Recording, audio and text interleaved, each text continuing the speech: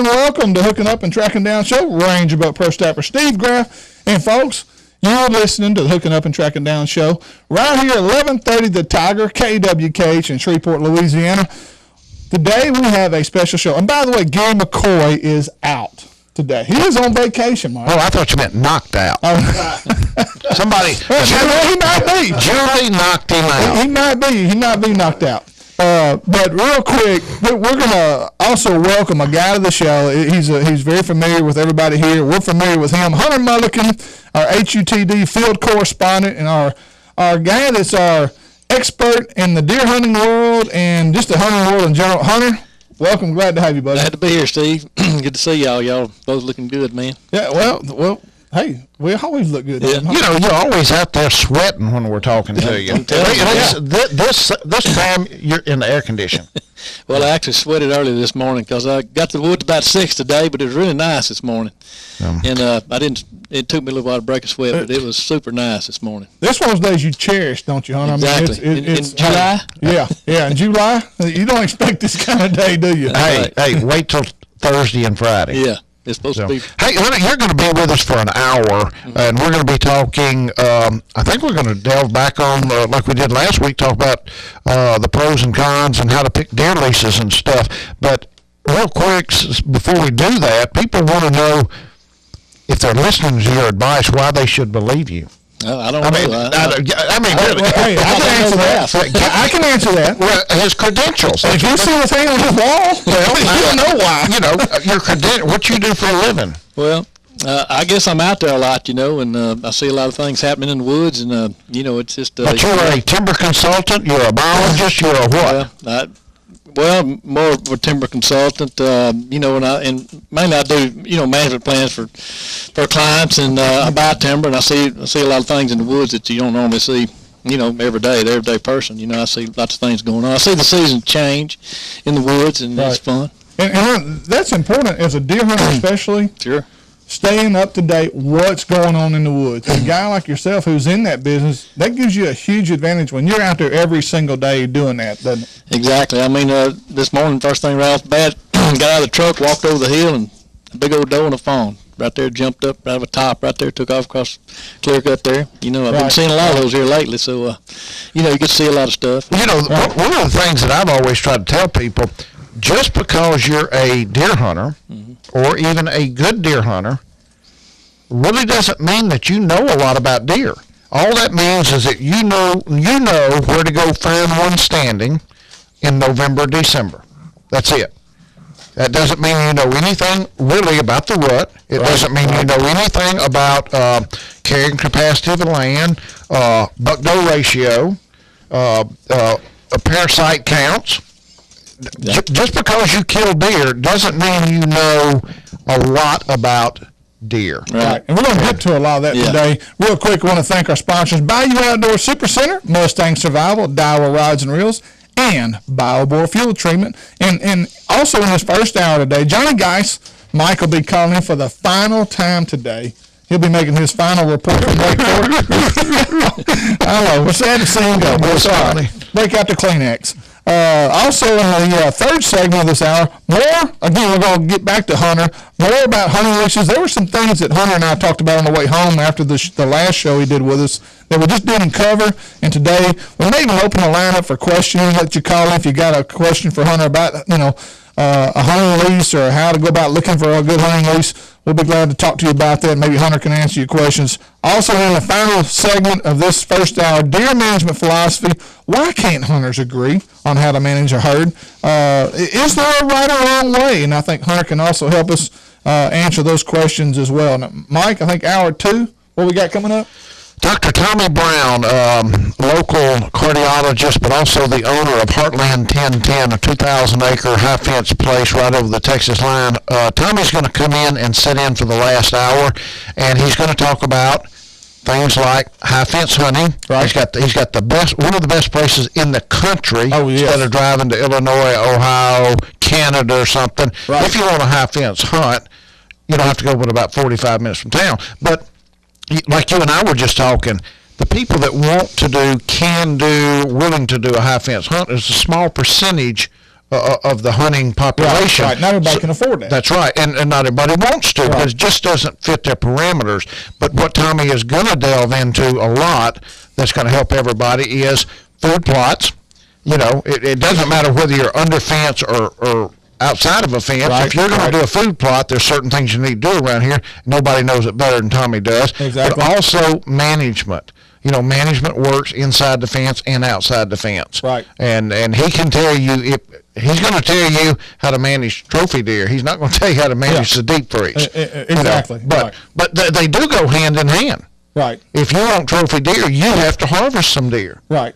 So you just can't let your population get out of control. Behind the madness. That's right. So that's what Tommy's going to do. He's going to be here for the last hour and sit in the seat that Hunter's keeping warm right now. Right. And that's the things that he's going to cover. Another thing too that we want to get from Tommy, you know, he's got 4 or 5 private ponds. He's got 5 lakes over there, anywhere from 8 acres up to about 50 acres. Right, and he may have some tips. Those of you out there that have your own private places, and I've had people ask me, how do you know how to manage a small body of water like that? What are some things that maybe Tommy can pointers he can give to everybody? I know one of the things, I grew up on stock ponds over in East Texas, just north of Mount Pleasant there. We had 4 or 5 of them, and it seemed like what would always happen was we would get into catching a lot of small fish because nobody was taking the small fish out.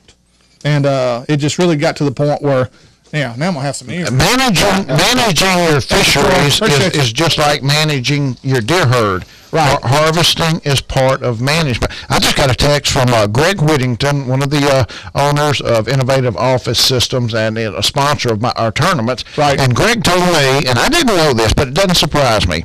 Greg says, I know all there is to know about deer.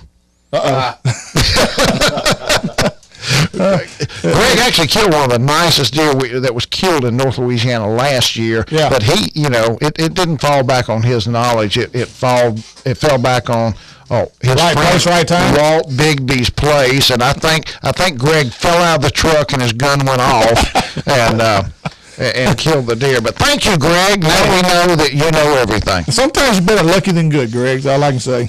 But anyway, I think it's going to be a great show today, and looking forward to it. Again, Gary McCoy is out. And real quick, we're going to jump real quick into Mike. A few weeks ago. You're going to jump into me? No, today. Downtime, things to do during the dog days of summer. We're going to skip right into this real quick and kind of cover this. We didn't finish it the last time we got into it. We're on number 6. Hunter, feel free to jump in here at any point. We're on number 6. Check your game feeders. Jumping going on. Yeah, and replace the battery if needed. Okay, and a lot of guys, they wait till the last minute. And of course, Hunter, is it too early to be feeding the deer right now? Well, there's people already feeding. I've seen them out. Since I've been out these leases, they're out doing their food plots, getting ready to go. But now food plots is different than putting their corn. Yeah, right. Yeah, that's right. But some people are feeding right now. And if you're putting corn out, are you feeding the deer or are you feeding the hogs right now? I think you're feeding both. Right. That's what I would think too. Yeah, sure are. So, can you do it too early? Well, I don't. I guess everybody's preference is what they want to do, but the acorns are developing, and there's still browse out there for deer to eat. Of course, it's hardened off too, but it's not going to be long before they'll be dropping a few weeks. But I mean, if you want to kind of get them around your area, I guess if you put something out there for them to come to, they'll come to it. What's acorn crop look like? It looks pretty good. I looked at your tree right here on the northwest corner of the building coming in. This little red oak down there's loaded with acorns. Really? And I mean, we didn't. Let's stand up back there, Mike. Let me tell you something. A prime example. Yeah. I've been coming out here for 2 years now that I've been a part of hooking up and tracking down. Right. I've been out here off and on all my life. Right. Hunter pulls in here one time. Yeah. He says there's a red oak. A red oak in the northwest corner of the parking lot. Yeah. I could barely get in a parking spot without running over somebody. I couldn't tell if it was a pine or red oak or a sapling out there. Yeah, it's loaded, man. It's got plenty of acorns on it. Go look when you leave. Look. Oh. So we might have some deer right here. We might have to leave the property. Number 7, make sure you have plenty of refill strips for your thermocell, especially early in the hunting season. And Hunter, what did last winter do to the mosquito crop? I mean, did it? Nothing. No, right. Nothing. Them burgers are still out there. Let me kill that myth. Yeah. I grew up. I'm 61 years old. We need a bad winter to kill these mosquitoes. Yeah, get rid of the bugs. The worst population of mosquitoes is in the state of Alaska. Yeah. So a winter around here does nothing to kill mosquitoes. Granted, they are worse when you have a lot of rain. You have more potholes and the breeding and the reproduction. We've had a lot of rain this summer. Yeah, Right. but the winters don't kill the mosquitoes. Just get over it. You're exactly right. When I was playing ball in Canada, we played in a place called Medicine Hat. Toronto Blue Jays had a farm team there. I was with the Calgary Expos. We played in Medicine Hat. I'm in center field in pregame. I swear it sounded like helicopters coming in over the fence from this moving body of water. Their mosquitoes were as big around as quarters. They were freaking huge, and they would dive like bombers on you. That was the biggest mosquitoes I've ever fought in my life. Look like little Apache helicopters coming at Your you. point is well taken because it's so cold up there, and you would think you'd have a mosquito problem up there, but believe me, they do. Number 8, Mike. No, wait. Yeah. Prepare the ground for food plots. Yeah. You know, there's a time to start. You're gonna have to disc, get rid of the grass, let it die. But it's also you've got to disc that ground up. If you need lime or something, give that time to get in the ground. Start doing whatever it does, get the pH right, breaking your clay down. We've got a tremendous amount of clay down here. But you got to get the weeds out before you can plant your seed. Should you do a soil test? Well, it wouldn't hurt to know where your pH First and time everything you do is. it. Yeah, first time, know what your soil is and know your pH and everything, so you'll know how to balance your lime and all that stuff. Right. But, you know, this year it's rained a lot. Everything's green. There's a lot of grass this year. Right. And so I think we're going to do some plots down there on a friend of mine's place at Bellwood. We're going to go ahead and spray the grass first, and then we're going to disc it in. Right. And then we're going to come back and do what we got to do. But Right. Now, everybody y'all got going a to plant clover or? well, just a beans mix. or- We're going to plant a mix, probably just a mixed deal. You know, Huh. so that's what we'll do. But one thing I wanted to add about your feeders and all too, when you go to the woods, replace your feeders, or you go to the woods this time of year, Right. be sure to take you some wasp spray. Those feeders are full of wasps. A lot of times if you haven't been to them, Right. take you some Benadryl in case you have an allergic Bluestone. reaction or Right. EpiPen, because that kills people every year. Yeah. I know a guy that I duck hunted with that died from a wasp sting fixing his duck line. Really? And he had an allergic reaction to a wasp at 50-some years old. And a lot of people have never been stung before. And Don't never been know stung. that. So when you go to the woods this time of year, take you insect repellent, take you Right. something, Benadryl or something. I've got a food plot question for you. Uh-oh. Is it possible, or if not, why not, can we not grow in our area the #1 deer attractant, alfalfa? I think it's too warm here. Is that it? Yeah, I think the deal is with alfalfa, it's got to be so many days of cold for it to really thrive. That's why I think Kentucky what the bluegrass problem- doesn't do good that's down right. south. It's too hot, too Yeah. warm. Well, the music's not bad. Well, that's right. I love the music now. I'm with you on that now. I'm with do you. it all the time. And Mike, I'm pretty sure about that because, like I say, you get I would believe that's right. even bent grass greens on golf courses. You know, get up around Little Rock, Right. you can do that up there. Well, You can't do it here. As a guy that grew up in the hay business, with our ranch, I always asked my dad, why don't we have, that type of, because alfalfa, we would call and order a truckload of it and put it in our barn, but we never grew it ourselves. He said it won't grow down here. It won't. hot. No, it's just too hot. Yeah.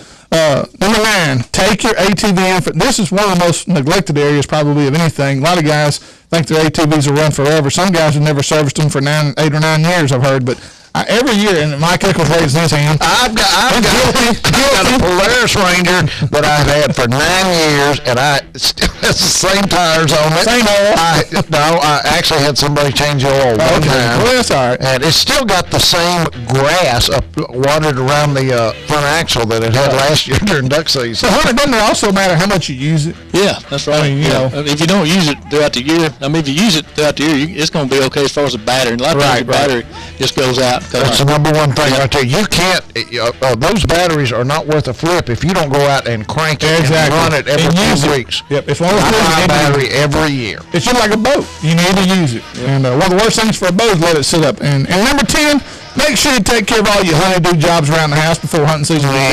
Scratch that. Mike don't agree with that one. All right, we'll be right back with more Hooking Up and Tracking Down. Segment 2 coming your way.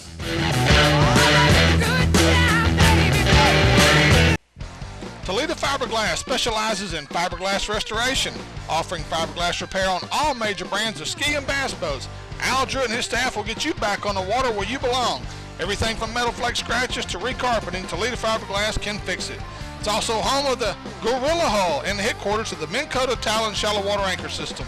So the next time you need fiberglass repairs or restoration, go see Toledo Fiberglass just off the Texas Highway or call 554-5452.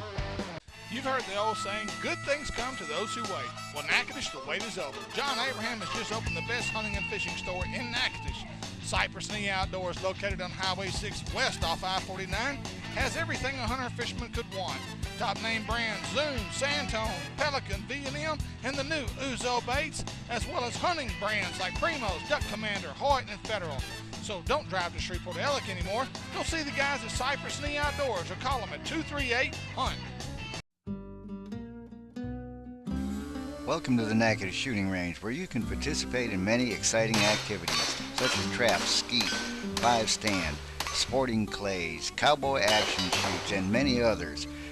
Individual memberships and family memberships are available, but the public is welcome. Come enjoy yourself at the Natchitoches Shooting Range on Tawson Island Road, just before the Grand Ecore Bridge. Did you notice some brands sending out trophies from 2006 at boat shows this year? Really? That's like wearing your high school Letterman jacket to a job interview when you're 30. But if other brands are going to raise the issue of awards, no matter how old they may be, we're happy to join the conversation. When it comes to awards, Sea Ray is in a class all its own. Sea Ray is the most awarded boat brand ever. Bayou Outdoor Supercenter has yours waiting for you. Bayou Outdoor Supercenter is Louisiana's family-owned RV and marine dealer. You're hooking up and tracking down on 1130 The Tiger. This segment presented by Nichols Department Stores, Toledo Fiberglass, Paul's Farm and Garden, and J&J Exterminating. Now back to the best outdoor radio show west of the Mississippi and east of the Rockies with Steve Graff, Gary McCoy, and the one and only Mike Eccles. That's right. Welcome back to Hooking Up and Tracking Down, segment 2 of Hour 1. Special guest Hunter Mulliken is in studio with us today. And Gary McCoy's out. Gary McCoy's out, of course. Didn't have enough headsets. So anyway, Gary stepped out this week. He's on vacation. And where'd he go? I saw on Facebook he was at Cypress Lake this past week sometime. Wow, yeah, big spender. Oh, he's my God. He drove 4.2 miles on vacation. He stepped out, Mike. I mean, he really stepped out of his element right there. And buddy of mine, he didn't want to spend time with travel. Buddy of mine, Dave McGrath, a real good friend of mine, sent a text and said, deer are like women. Just when you think you know a little bit about them, they change and prove you wrong. Now, my question to his wife, Jenny McGrath, is that true? And is Dave going to have to eat out tonight? And feel free to call in. All right. Well, and by the way, Hunter, thank you for being with us. I know Hunter is definitely a working man, and he took time out of his day to sit in with us for an hour. And in the second hour, we got Tommy Martin on. But right now, Tommy Martin? Excuse me. Dr. Tommy Brown. Dr. Tommy Martin from Toledo, the bass doctor. Dr. Tommy Brown will be joining us here in an hour or two to talk a little high fence hunting and a little bass management on some private waters. But anyway, right now we have the man that has been with us for the last 3 months, Johnny Geis, giving us our final report from Lake Fork. And Johnny, what's going on this morning? Well, we're enjoying a beautiful, cool morning on Lake Fork. Another cool day in July. I can't believe it. Going to get colder tomorrow. Do you feel like a lucky man? I mean, has this been the most unusual summer you've probably ever had? It has. We're just enjoying it. It was almost chilly this morning again, but it has finally knocked my fish out, and I'm not real pleased with it. We only got 3 in the boat this morning, blacks, but we got on a quad of sand bass and probably caught 10 or 15 them a few minutes ago. Now, Mike, Hunter, I want to tell you, Johnny, when we went fishing last week, took the girls out and my daughter and went fishing, and Johnny said the week before, a cold front came through. He said, I've never gone home in the summertime and took a warm shower to warm up from being cool in the summertime. So I thought that was unusual. Well, I was afraid that when any time a guy starts it off and says, well, I'm enjoying a beautiful day on the lake, it's generally followed up by the fish aren't biting. And it doesn't make sense, guys. I mean, we're marking fish as good as ever in the right spots, and I don't know. We had the shoulder table had a little minor feed period, and that's when we caught the 3 bass and picked up an Alabama rig to catch some sand bass. Caught one about 7.5 pounds on it. So I think what's happening. I think the brim bite's kind of changing over, and they're starting to feed on shad. Do you think the water temperature changing and these fronts coming through, Johnny, or maybe speeding up a early fall migration?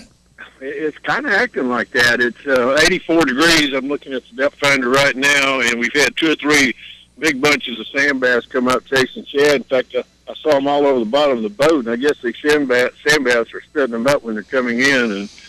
And I just probably going to have to change my lure of choice here and see if we can't get back on them. But the bass are not biting the brim today. And yesterday was a little tough. We had 8 yesterday morning, so I like it to be faster than that. And you think with a front getting ready to come through, John, I thought today, I know Mike was wanting to go down. I know tomorrow, maybe even a better day to go fishing with a major system coming down again. Do you think they'll turn on maybe late today or early tomorrow? I think they will. We've got, a dark moon right now. The fish probably feeding a lot at night, and I had some buddies that went back out after they let me off about 5:30. They were going to go back out in their boat and fish to dark, and they came down here by the Sabine River Authority. You're familiar with that spot, and they caught 26 in an hour and a half. So they turned on late, and you just got to be there when it happens.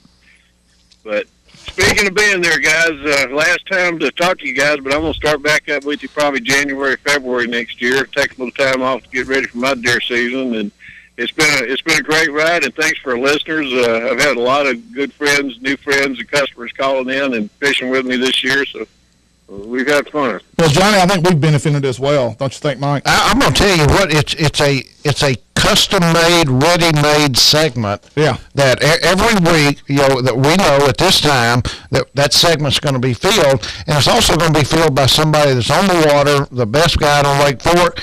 But I mean, what better accolade for Johnny Guys hooking up and tracking down to have somebody on the air catch 3 to 6 fish in a 10-minute period. Right. Because most reports we get, Mike, are, yesterday we tore them up, but this is up to the minute. I mean, what's going on? To have had a better segment, Steve and I would have had to sit here and just lied. Exactly.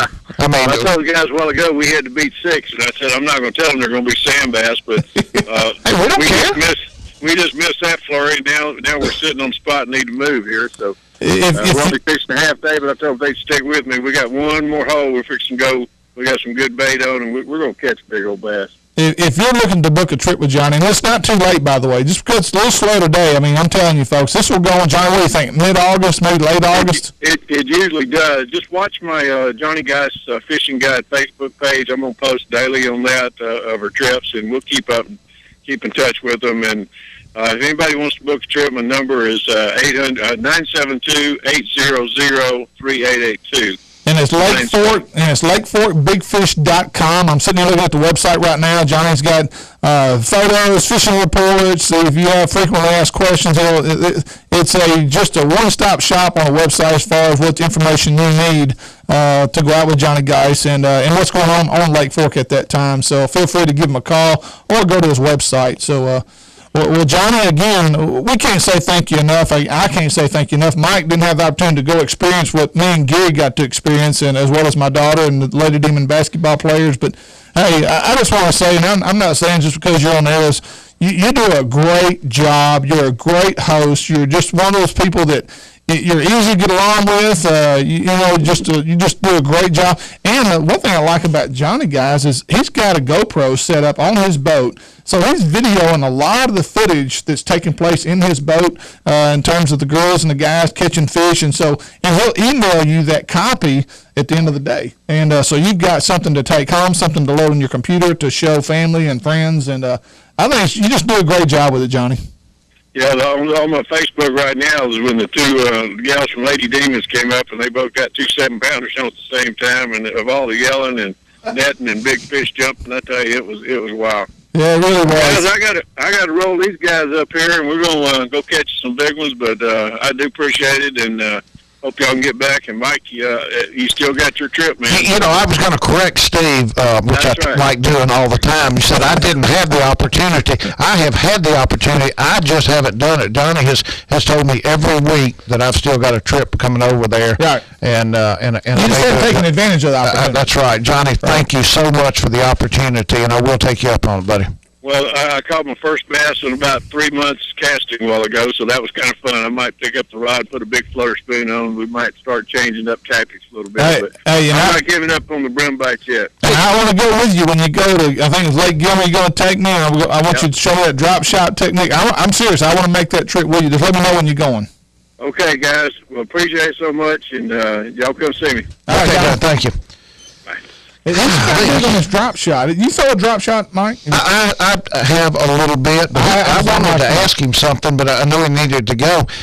One of my all-time favorite ways to catch fish, and I don't ever do it, right, is catching them on a jigging spoon. Yeah. I love that. Hey, Mike, when we were at the store, these guys were in the store. They were buying those big 6-inch spoons.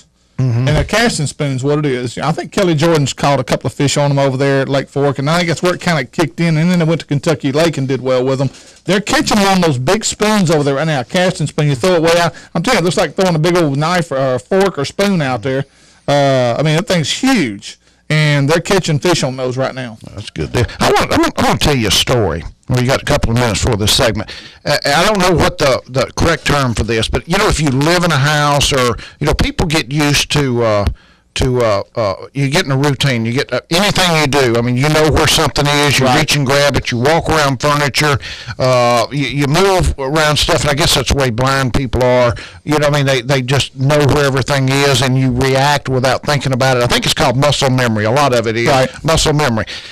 Sunday afternoon at my house, we noticed our air conditioning unit I've got 2 units, but the big one was going out, and the house started to get hot. I called the air conditioning man, and he told me, he says, as soon as I can get there, it's going to be Tuesday morning. Whoa. I said, golly. I said, okay.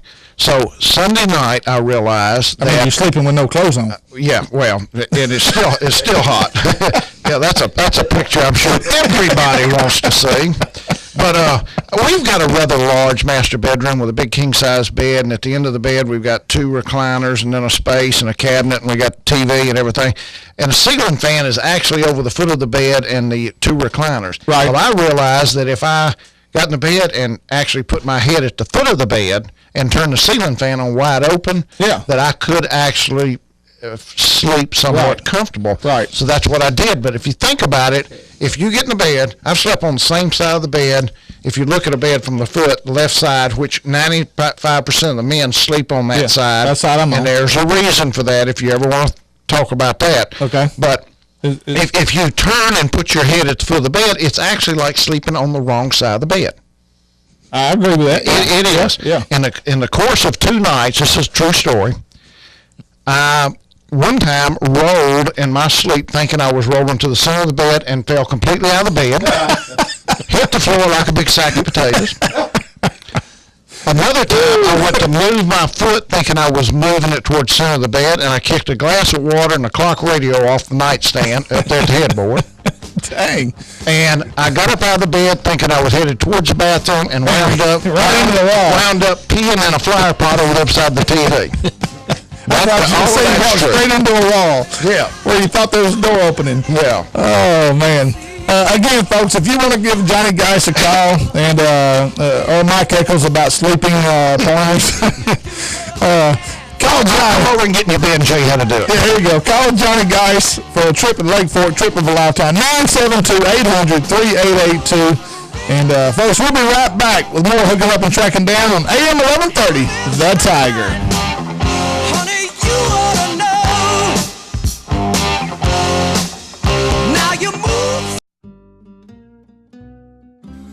Welcome to the Natchitoches Shooting Range, where you can participate in many exciting activities, such as traps, skeet, 5-stand, sporting clays, cowboy action shoots, and many others. Individual memberships and family memberships are available, but the public is welcome. Come enjoy yourself at the Natchitoches Shooting Range on Tawson Island Road, just before the Grand Ecour Bridge. Too hot in the summer, too cold in the winter, and your heating and air conditioning system is burning holes in your paycheck? You need to call Luke at Guy Heating and Air.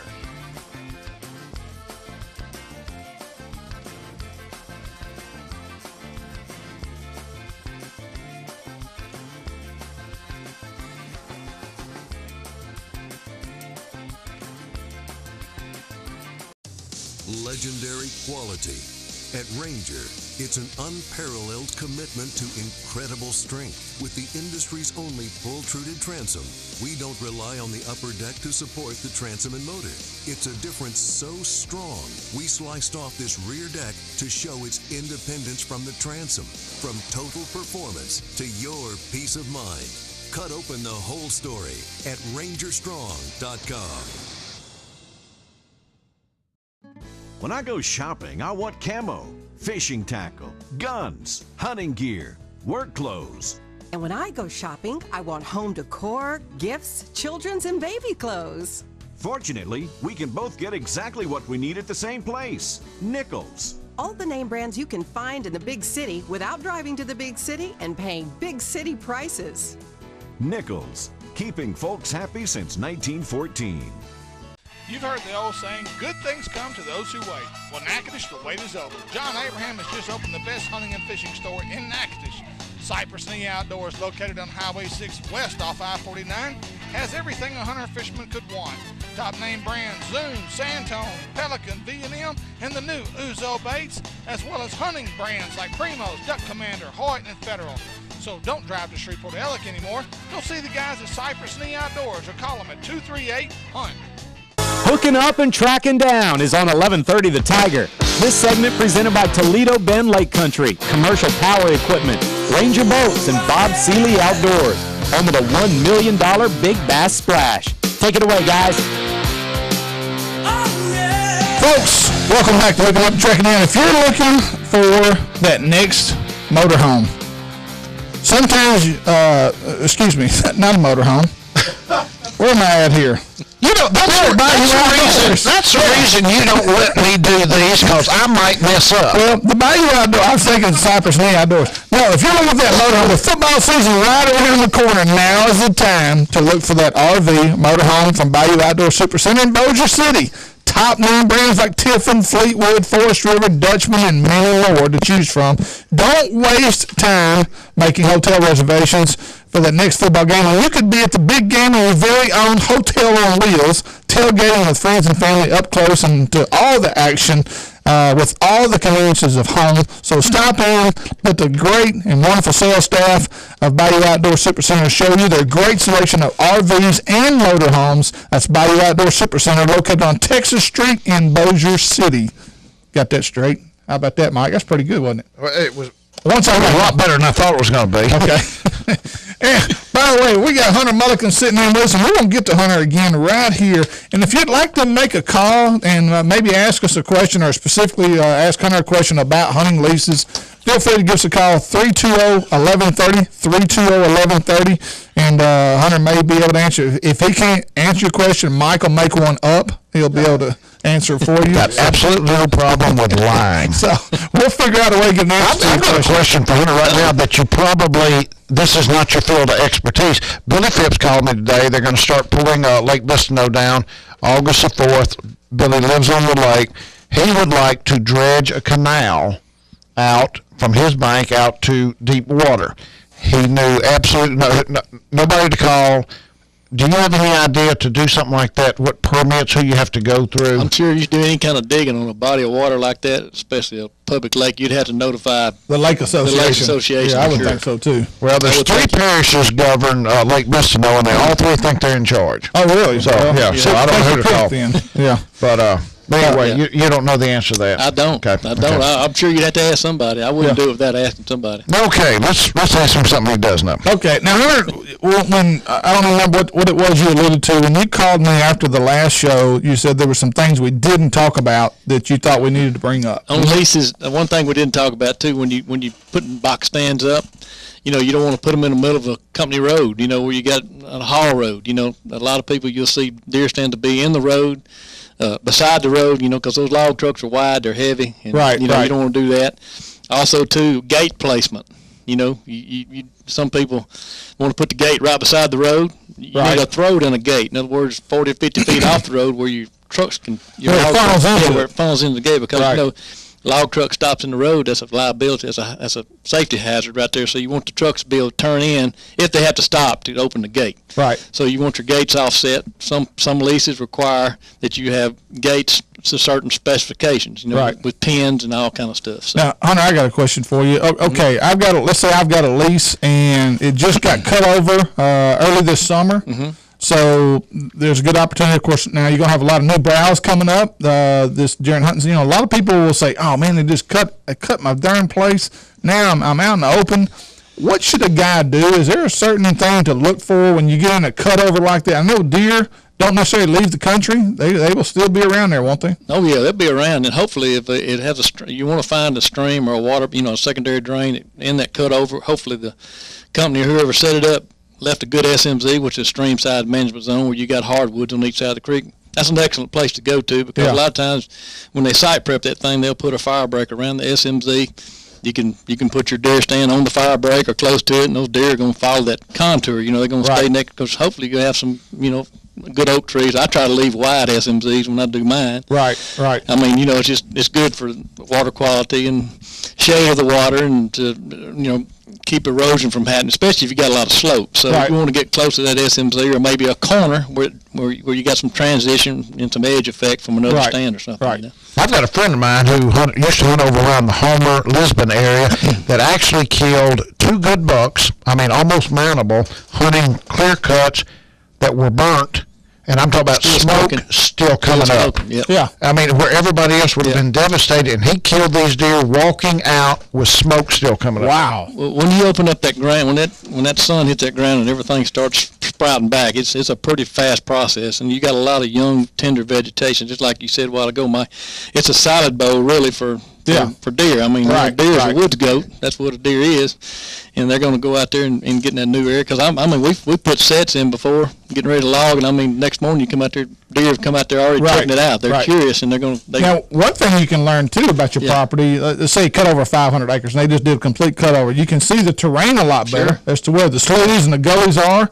And those are funnels those are deer for highway. Well, that's what I was saying, the SMZ, and anytime they're going to clear cut on something, my man is just going to be an SMZ if there's a channel there. So we're going to have... Of course, for all these people out here, real deer hunters, we know we don't have gullies around here. I don't know where you're from, but, sloughs, ditches and creeks. Yeah, ravines again. Where are you from? You, my friend, are a girl. But you said something last week we hit on, you brought it up about them coming in and cutting. It really seems like that's the norm. They're going to come in, they're going to cut timber during deer season. There's got to be a reason for that. Well, I talked about it. Yeah. If you got land that's on sandy type ground, or good iron ore, or good ground that they can actually operate or haul timber in the winter, that's premium ground that if it gets wet and these mills inventories gets low, they're going to come in there and they're going to cut it. Whether there's 10 people out there hunting or 0 people. It's not that they wanted to be bad to the deer hunters. It's like, we've got to get some timber to the mill. This piece of property, we can get our equipment in and get out. So that's where we're going. They are selected every year. They're going to budget that every year. Now, how does it affect? A good example is hardwood right now is bringing a premium price. So a lot of these guys are cutting hardwood, and you being a guy that's the woodsman expert and the forestry expert, how long does it take to regenerate hardwood to get it back to, not necessarily to where it was, but even close to where it was? Graph, you see them big hardwood logs on those log trucks going down the road? You won't see them like that again. Let's put it that way. It's a long rotation on hardwood. Right. 50, 60 years. Wow. At least, because those hardwoods are slower growing. It just takes a long time for them to get there. Right. Now, we as deer hunters are not worried about the board production. We're worried about the acorns. The mass production. That's right. So, and because that's what you're losing. Yeah. But are we doing a good thing or a bad thing by bringing in these sawtooths and these acorns now that you can actually start seeing a growth on maybe 5 or 6 years? Is that correct? Well, like you were talking a while ago, sometimes you've planted sawtooths and they put acorns out real quick, and deer sometimes don't eat them. We were talking about that last year. But they have to kind of get used to a new food source too, I would think. That is a different acorn? It's a different acorn. But deer are highly adaptive. It don't take them long. They adapt. That's why they thrive. Right. They're really adapted to their So when we eliminate all of our hardwoods, is that where your food plots are going to be very important? In these on Cumberland, they're going to put pine back. Okay, so they're still going to have some cover and stuff like that, there's still going to be some edge effect browse coming up in the open areas. And when they go back and thin the pines, they create corridors, right, or clear cut rows where you'll have those. You'll still have some stuff coming back. And actually, these thinnings they do now, they're thinning really heavier than they used to. In other words, they thin more tons per acre. So you kind of open it up. So when you open up the canopy, you have a lot of browse coming back. So you're still going to have some stuff coming. I mean, it's just you said something about stand placement, putting them in the middle of these roads where these structures. What about right of ways, high lines and gas lines and stuff? Is there something you should do? And the other thing I want to know about, I've always wondered, legal or not legal to put a stand against even a climbing stand on a telephone pole? I don't know if there's policy in effect for climbing telephone poles. I haven't done it before. Probably call SWEPCO. Yeah, but just this morning, I was on the right of way this morning and had a problem out there because a guy had taken a disc in a dozer and gone down the right of way. And the right of way people, this pipeline business is pretty serious right now. So I mean, the 811 call before you dig. I would say if you're going to get on your pipeline right of way and disc now, do something. You call them. Okay, what's wrong with disking a right of way? Well, you're breaking the surface of the ground. That pipe on the ground right there, and I mean, sometimes they don't want the vibration from the disc because they want to come out there and mark the pipe and tell you exactly where it's at and tell you how close you can get to it. Yeah. So it's possible that a pipeline could be shallow enough that a disc could damage it. You think about if you go downhill, there's a creek going under, you got to be real careful there. A little more shallow there. Yeah, it'll be closer to the surface. Right. Like those guys this morning, they probed down and it was 18 inches from the top. Okay, a big heavy disc, could possibly cause a problem. So never thought about that. Right. Now, Mike, if you find a gully or a ravine with a telephone pole on it, if there's a gully or a ravine, it's going to be mule deer or antelope around there. So. As far as climbing your pole, that'll be up to you. But I mean, I've never seen where there's been a rule against it, doing it, because I've seen stands built on poles before, actually, where you have the double poles, Yeah. Mike, this is on those metal power lines you go through. Well, I kept driving nails. They kept bending. But it's seriously, when you get on pipelines now, it's come to the forefront. We log over them. We have to do air mats where it takes 6 mats. Mats are about $1,000 a piece, where you have to overlap them where your tires never get on the ground going over a pipeline. Right. They're on wood mats. Now, Hunter, are there pieces of property with these timber companies that they won't lease? I mean, or will they pretty much lease everything? Well, it used to be that way, Steve, but since these companies have changed, and these TMOs and these REITs, they so-called reinvestment, real estate investment trust. Right. They're looking for the dollars. And used to, they would be. There was a tract down at Bellwood, it's 900 acres that Will Ammett owned, and they wouldn't lease it to anybody because everybody wanted it. And so they had all kind of threats if you didn't lease to me, this, that, and other. But so now, would that property be posted? Or is it still legal for the public to hunt it? They'd let anybody hunt it. Okay, so it wasn't just leased to a certain individual. Right. You can still hunt it, but you can hunt with the public. They wouldn't lease it. Huh. Wow. Yep. Just because of local stuff. The next thing we're going to get into is deer management philosophy. And again, why can't hunters agree on how to manage a herd? And of course, you got old school and you got new school thoughts on that. And Hunter's going to talk about that a little bit, as well as Mike and myself. And when we return with more hooking up and tracking down on AM 1130, The Tiger.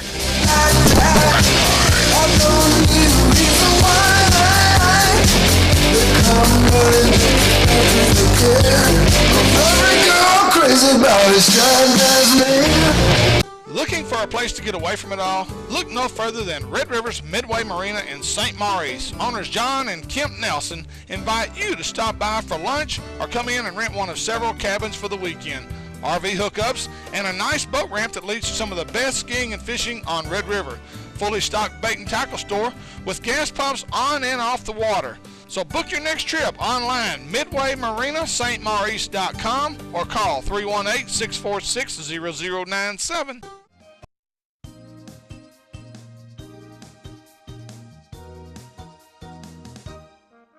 Rick Terrell here for Terrell Brothers Furniture in Natchez, where we've got 7-piece living room groups as low as $5.99. You heard right, 7-piece living room groups as low as $5.99. And we've got over 20 groups to choose from. So before you buy living room furniture anywhere, come to Terrell Brothers Furniture, 310 Texas Street in Natchitoches.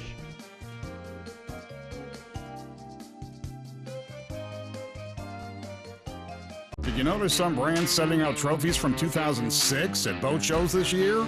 Really? That's like wearing your high school letterman jacket to a job interview when you're 30. But if other brands are going to raise the issue of awards, no matter how old they may be, we're happy to join the conversation.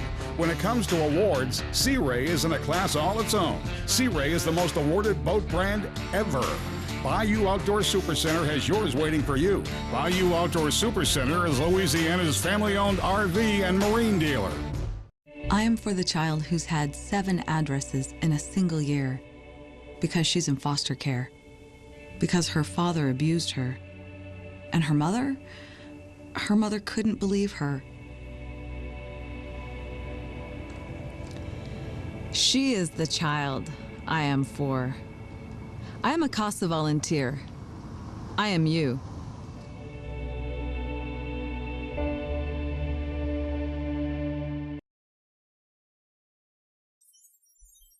The Natchez Parish Sheriff's Office and Sheriff Victor Jones encourage all citizens to remember to be safe, buckle up, and remember, no texting. This is Hooking Up and Tracking Down on 1130 The Tiger. This segment presented by Santone Lures, the Red River Waterway, and Vicious Fishing Line. Get vicious with the fishes. Now back to the guys who set the standard in outdoor radio, just not very high. Steve Graff, Gary McCoy, and Mike Eccles. I'm still not sure how to take that, Mike, you know. I'm going to take it exactly the way it was meant. We're a bunch of screwballs. Hey, you know one thing I hadn't figured out? Y'all do this show from 11 to 1, right? Yeah. And Graff sits in here from 11 to 1 without eating. Now, how does that happen? Because when he leaves here, he knows he's going to get something good. Graff, you got to have some pizza on that table. I've never seen him go more than an hour without eating. Licky's is 2 blocks away, and I've seen him get a speeding ticket getting there. Hey, that's an eating machine right there. Welcome back to the final segment of Hour 1 with Hunter Mullican. They're dogging me right now. Mike Eccles, Gary McCoy is out this week and taking a much-needed vacation. I wonder if it's a vacation he's getting away from Julie, his co-host on his morning show, or is he getting away from us, Mike? Or both? I resemble that remark. Yeah, we both do. Can't be us. But anyway, Mike's going to talk about Nichols Department Store real quick. You know, some stores just don't have everything. You have to go to 5 or 6 different places to find everything you need. But Nichols Department Store has everything from hunting to potpourri, work clothes to thumbtacks. It really is a one-stop shop for anything and all things that man or woman might need. Name brands like Carhartt, Remington, Winchester, Levi, and Wranglers, hunting and fishing supplies that will put your next trip, make your next trip a successful one. With locations in Manny, Winfield, DeRidder, DeQuincy, and Leesville. You're sure to find a store near you. That's Nichols Department Store, the only store you'll ever need. And I was going to apologize to Nichols. Last week I tried to read this promo, and I had a cough drop in my mouth. And I fumbled through it, and and I dropped the cough drop in Steve's lap. Ruin your day. And he ate it before I could pick it up. It didn't last long. I apologize to them, but we did a remote last year. I'm going to talk about last year. We did the remote from down there. Actually, the first time I had been in Nichols and Coshada. Right. Amazing. Isn't that amazing, the stuff they have? A to Z. I mean, for local people down here, it's like an old Centenary Hardware place. Exactly. Anything you want. Right. They got it. Yeah. They have man or woman.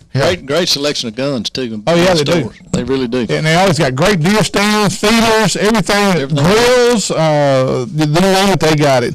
And recapping this first hour, guys, Johnny Geist came on and gave us a final lake report from Lake Fork. We want to thank Johnny for all his participation for the last few months. Also, we talked about things to do during the dog days of summer. We hadn't even touched on the fishermen yet, because it is kind of dog days for fishermen as well. But Mike, of course, has been ripping them on Caddo Lake. But we talked about some leasing with Hunter the last segment. And this segment, guys, deer management, Hunter, we talked about a little bit with you the last time you were on. When you join a club, there are old school guys that don't shoot does. Don't shoot a doe, man. Oh, we don't shoot a doe. There are other guys, well, if we're going to manage the herd properly, we have to shoot some does. Oh, no, we don't shoot does.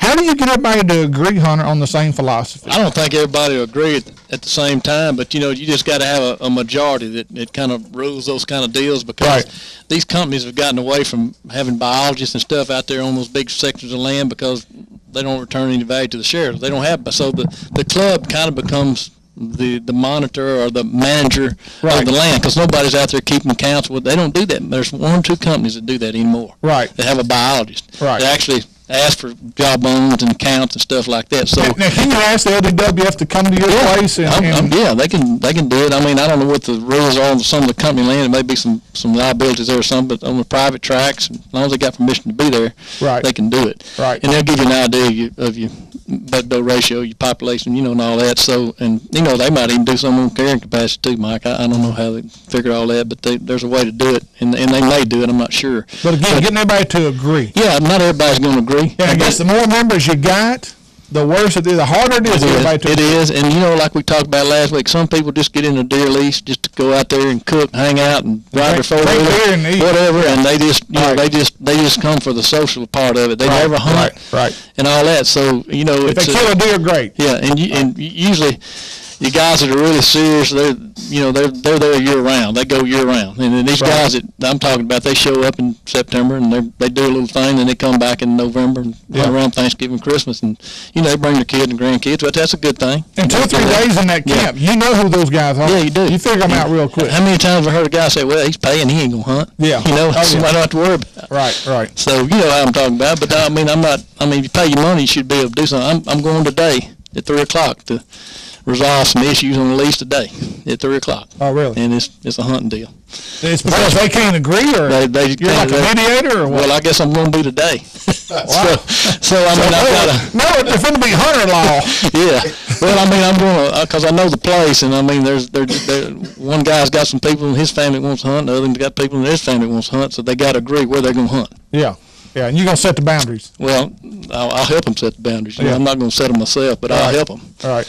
Well, but if everybody had the same mentality, if everybody wanted to have a trophy deer place, and they wanted to manage their property, their lease the same way, what would happen then is, if you got a place that you manage and you don't shoot your little bucks and you don't kill a lot of deer, you're going to have more deer, and the people around you, the big bucks from that property, are going to migrate into your area. Well, that's just like you're talking about, Mike. If you're trying to manage for horns, grow, for big trophy deer, I mean, those deer are going to travel. I mean, the people next to you are not doing the same thing. Well, hey, there you go. That's the most common thing I hear of everybody I know is, well, I can't let a deer go. If I don't kill him, he's going to get killed. I know a guy, true story, unlike most of them I tell, true story, missed a buck 3 times in a season. Missed the same deer 3 times.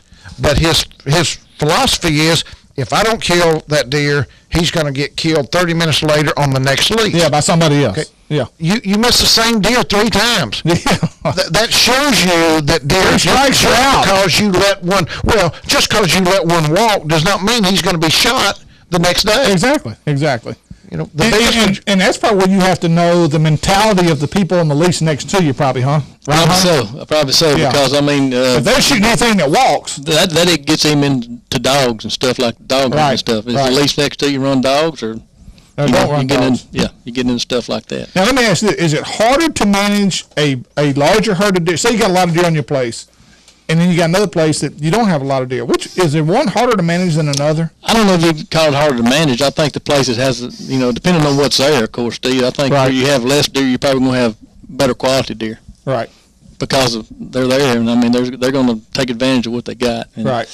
Where you have a lot of deer, sometimes you have to cull through the smaller bucks, and the land, like Mike said earlier, the carrying capacity is going to only be so much for certain parcels of land that may be overpopulated. Yeah. What is I remember when Logie Bio was open. Mm-hmm.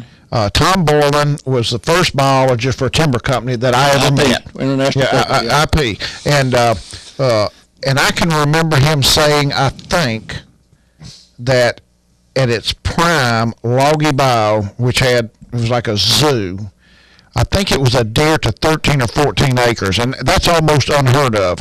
Isn't like a deer to 19 to 21, 22 acres. If you've got that, isn't that considered a very good piece of property? It is. It sure is. And down there, I heard the same thing because I know Tom. You know, when he was with IP, and I mean, if you got that kind of ratio, I mean, you got a good herd. So I mean, that puts it in perspective. If you've got 1,000 acres, you're going to have, I can't add it up. If you got 1,000 acres, 50 deer on 1,000 acres.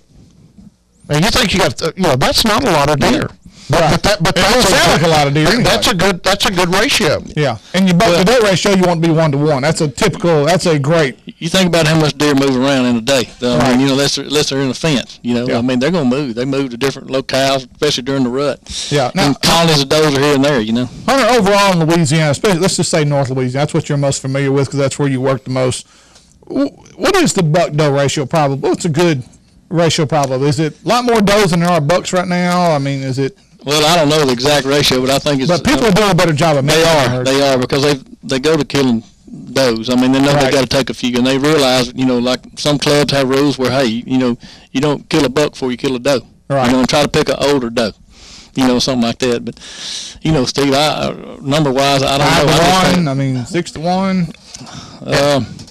I would say probably in that range. I mean, like I say, and it'll vary in different locales. Averaging over the whole state, I don't know if it'd be. The other big question is, do you kill your doe the first part of the season, or do you kill them the last part of the season? And there's a lot of, but before you answer that, we had a caller called in, wanted your opinion, your position on running dogs. Well, I mean, that was when I came to Louisiana, that was the culture that was here, and I mean, people do it. People used to run foxes. They have fox pens now and stuff, and I'm not, I'm not against deer hunters that run dogs. It's just part of life for some people. They've had the dogs. It's just been a tradition. Now, certain areas of Louisiana, it was more popular than it was almost like little zones. Yeah. Like I know Zawali Island with all those guys over there. And we ran a lot of deer around the Zawali area and the Big Woods and Sabine Parish area, and I think over around Isla and Gina, there's another group of hunters over there. They love running dogs. Yeah. So I think it's isolated pockets. Well, how many people have you heard to say, I like to hear the dogs run? I like to listen to the dogs. That's all those guys I hunted with. Again, when they come out, they hammer them on the road. That's against the law. I hunted dogs one time. I just never could get them to where they tasted right. They just wouldn't cook down. But a little chewy. That's what's in tacos. Gotta get that collar off before you fry them. Hunter, we want to thank you for joining us here in hour one. I know you got to get back to work, and we do appreciate you coming in. And again, Hunter Mulliken took time out of his busy day with Walsh Timber to sit in with us. And again, Hunter, your expertise is highly appreciated, and we just want to say thank you. That's kind of stretching saying expertise, Scrap, but I was glad to get to come and be with y'all today and enjoy the show. And I'm glad you told me about that red oak out there. Yeah, go check it out. I'm going to put a ground blind in the studio. Well, it's loaded, man, I'm telling you. All right, we got Dr. Tommy Brown fixing to join us here in hour two, and we're going to talk more. This time we're going to talk a little bit high fence management as well as manage some stock ponds as well. Mr. Tommy Brown's going to give us his expertise and with Heartland 1010. That'll be in hour two coming up with more hooking up and tracking down on AM 1130, The Tiger. Too many things these old boys can't do. I am for the child who's had 7 addresses in a single year because she's in foster care, because her father abused her, and her mother couldn't believe her. She is the child I am for. I am a CASA volunteer. I am you.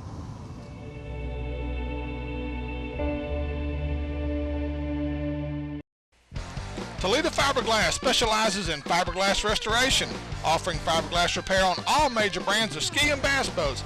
Al Drew and his staff will get you back on the water where you belong. Everything from metal flake scratches to recarpeting, Toledo Fiberglass can fix it. It's also home of the Gorilla Hull and the headquarters of the Minn Kota Talon Shallow Water Anchor System. So the next time you need fiberglass repairs or restoration, go see Toledo Fiberglass just off the Texas Highway or call 800-554-5452. You're watching KNTS Digital 19 in Natchitoches, Louisiana.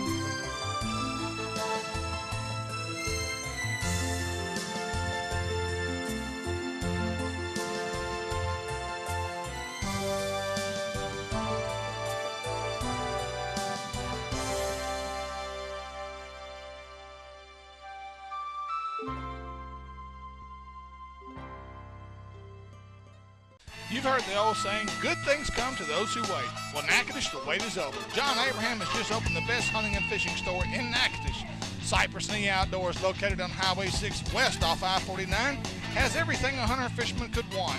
Top name brands Zoom, Santone, Pelican, V&M, and the new Uzo baits, as well as hunting brands like Primos, Duck Commander, Hoyt, and Federal. So don't drive to Shreveport Ellick anymore. Go see the guys at Cypress Knee Outdoors or call them at 238-HUNT. Legendary quality. At Ranger, it's an unparalleled commitment to incredible strength. With the industry's only pull-truted transom, we don't rely on the upper deck to support the transom and motor. It's a difference so strong, we sliced off this rear deck to show its independence from the transom. From total performance to your peace of mind. Cut open the whole story at rangerstrong.com. We love it. It's exciting. Esto es vida.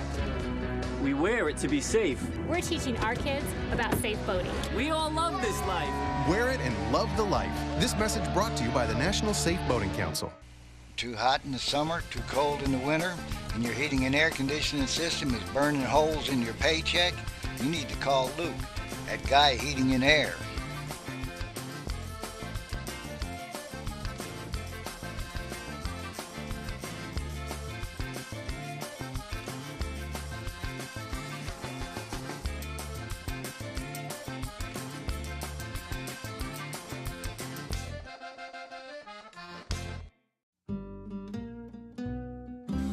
Welcome to the Natchitoches Shooting Range, where you can participate in many exciting activities, such as trap, skeet, 5-stand, sporting clays, cowboy action shoots, and many others.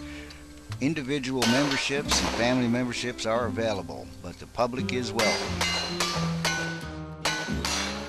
Come enjoy yourself at the Natchitoches Shooting Range on Tawson Island Road, just before the Grand Ecore Bridge. Welcome back to Hour 2 of Hooking Up and Tracking Down on 1130 The Tiger. This segment presented by the Outdoor Channel's The Preferts, Spro Lures, BioBore Fuel Treatment, and Natchitoches Ford. Once again, here's Steve, Gary, and Mike. And welcome back to Hour 2 of Hooking Up and Tracking Down. Ranger Bow Pro Staffer Steve Graff sitting in with me today. Of course, our usual co-host, Mike Eccles. And as well as today, we have Dr. Tommy Brown, who is a cardiologist here in Shreveport, and Tommy is the owner of Heartland 1010. Tommy, welcome to the show. Thank you for joining us today. Thank you. Looking forward to it. And we're going to take in his expertise in this second half of the show and talk a little bit about high fence hunting, what all's involved, how it works, get his take on that, as well as pond management and how to manage a bass fishery, because he's got several lakes on his property that he's been managing, and maybe he can give some of you people out there that are, I've had people ask me, how do you know what to do? I know there's some resources out there. I know Ray Scott's got a book out. I'm trying to think if I even have that information. I have that information right here. Ray Scott's 3-set volume of Great Small Waters. It's available at Ray Scott's website. Go to RayScottBassRetreat.com, RayScottBassRetreat.com, and click on the store, and it'll show that particular video set, and you can order in DVD or VHS, either one. Surely nobody's using VHS anymore, but anyway, you can get that in a DVD format, and he walks you through the process. I still watch some of them once in a while. Yeah, of how to by yourself. Yes, the opportunity arises. We won't go any farther with that one, but anyway, but we're going to get Mr. Dr. Brown's philosophy on this and how he handles all this. Also, we want to thank Hunter Mulliken again for joining us in Hour 1 from Walsh Timber. Mike, Hunter's just one of those guys that he's just so full of information. You could just talk to him for days about hunting. I mean, he never ceases to amaze me. Like I said, he pulled in the parking lot, noticed one tree out in the parking lot that we never did after years coming here. But just people like that just have an eye for it. Now, Tommy, thanks for coming in. Tommy is the owner of Heartland 1010, a 2,000-acre high fence hunting location and a deer breeding location and fishing location just over the Texas line. Tommy, how long have you been over there? And tell us the story real quick how you got started. Well, I used to deer hunt the dogs down in Sabine Parish, and I love deer. There wasn't any deer down there though. So when y'all ran them all off, is that because they hunting out of season? Well, now you got to realize this was 40 years ago. Things have changed, and right. And I take the fifth. I plead the fifth on that question. But yeah, there was a lot of illegal stuff. But the people that ran dogs were the greatest people in the world. Oh yeah, I knew a lot of those guys. They still are. I see a lot of them as patients now, but I just fell in love with deer. I always wanted to kill deer. I wanted to raise deer. So when I finally got a little bit of money, I knew I wanted to live in the country. So in 1990, I bought my first 300 acres over at Scottsville. And after that, I would go to the tax roll every year. I'd see who owned the land around me. I'd send them letters. And finally, over time, I got everybody that wanted to sell. And then there was a timber company, John Hancock, that owned about 900 acres. And I bought another 900 acres from them. I finished a total purchase of that in about the year 2000, but it had a public road that went the last 9/10 of a mile through mine and terminated on mine, and it took me a long time to get permission to finally enclose the road. I had it high fenced all around, but I couldn't fence the road. So it's been totally high fenced the entire 2000 since 2005 now. The first 300 acres has been high fenced since 1998. Now, I remember the story, the first time he high-fenced about 300 acres, he bought a bunch of expensive deer, and he was up in, I believe, Canada or Alaska on a hunting trip, and we had a tornado. It blew trees down over his fence before he got back home and lost all those deer. I did. I mean, I lost 4 or 5 years. Of course, you got to realize back in that time, in the mid-'90s, a 150 or 160 class deer was unbelievable. I mean, in the year 2001, they had a calendar in Texas that the top 25 deer in Texas, and they were all around 200 inch.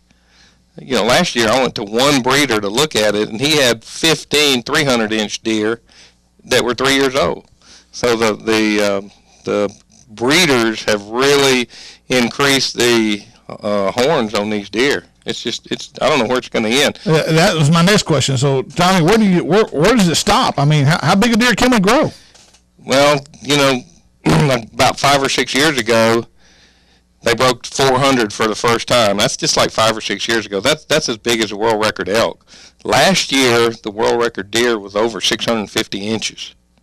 They've got yearlings now that's 390 inches. Wow. I mean, it's now what you are seeing now, though, is the deer breeding industry went crazy over all these non-typicals, and they don't look like deer anymore. Right. They may have 150, 200 points, but you're seeing a pushback from the public, and you're seeing everybody wanting to go back to the clean lines of the typical. Right. And that's basically what I've had to do on my property. That, you know, in business you learn that you do what the customers want or what the people want. And you could have a big gnarly deer that had points everywhere and was 14 or 15 inches wide, but would score over 200, and people would pass it up to shoot a 140 class deer that was 21 inches wide. Right. I mean, it's and look like a deer. So I've pretty much gone back on my breeding operations to try to get wide and typical looking. Well, I mean, it used to be almost like a freak of nature when you found a non-typical. It was so rare. That's why people liked having one on the wall like that, because it was so rare to see one like that. But now they're breeding for them, and well, the more you have of something, the probably less demand there is on something like that. Has the deer breeding, the high fence operations had any, if all, effect on open range deer? And I'm wondering, have there been enough deer escape from high fence, high quality deer, that they could have any impact on the native herd around there, that we might possibly be seeing bigger deer open range because of the high fence? Is that possible? It's possible, but it's not very probable. When you look at the amount that a deer in the wild breeds, it's about 1.6 doe. So, I mean, you know, you get a big deer or a couple big deer that escapes, the amount of does that they do is really I didn't know that. Small. Yeah, it's about 1.6. I would have assumed it would have been a lot more than that. Man, let me tell you, Texas has led the industry in this, and they collar these deer. There's been many studies where they would clean out 40 acres, turn 5 or 6 bucks loose, and you would be surprised that even the younger of young bucks that get to do the breeding, slip in real quick. Then they'll we're able to get their genetics and see who the daddy is. It's not what you think. You put one buck out there in the wild, he's not going to do that much. I mean, it's marginal. Second thing you got to look at is the does. Sort of like people. I know only you would think that. Only actors would think that. The older you get, just less opportunity. But that's one of the, when I first started coming over there, Tommy, that's one of the first things you told me that just floored me, because everybody said, oh, don't shoot the big deer, we're going to leave him. He has a big impact on genetics. And Tommy says that your dominant buck in an area will only breed on average 1.5, 1.6 does, right, because he's so busy tending the does and running off these other bucks that while he's off fighting and chasing and defending the doe, tending to or whatever, that these young bucks slip in and actually breed. Right. So in open range, public land, the impact of the great big dominant buck in your area, he's not going to produce but maybe one buck a year, maybe on an average. And then the other thing you got to look at is the does. I mean, that's the thing that's ignored. You don't know what the doe's genetics is. Now in the deer breeding, their pedigree is just like a Kentucky racehorse. Yeah, it's like horse racing. You got 10 different pedigrees, and you know that mama's daddy, and you know her mama's daddy, and so it's a lineage that you can go down. So it's like a statistic probability. You can look at me. You can feed me all the protein you want. You can let me live to be 100 years old. I ain't never going to be the size of Steve. I ain't going to be Shaquille O'Neal. So genetically, it's not there. It's not there. Right. You got the genetic limits. How much you can do, and your age and nutrition will let you fulfill a percentage of your maximum. Right. So that's where age and nutrition.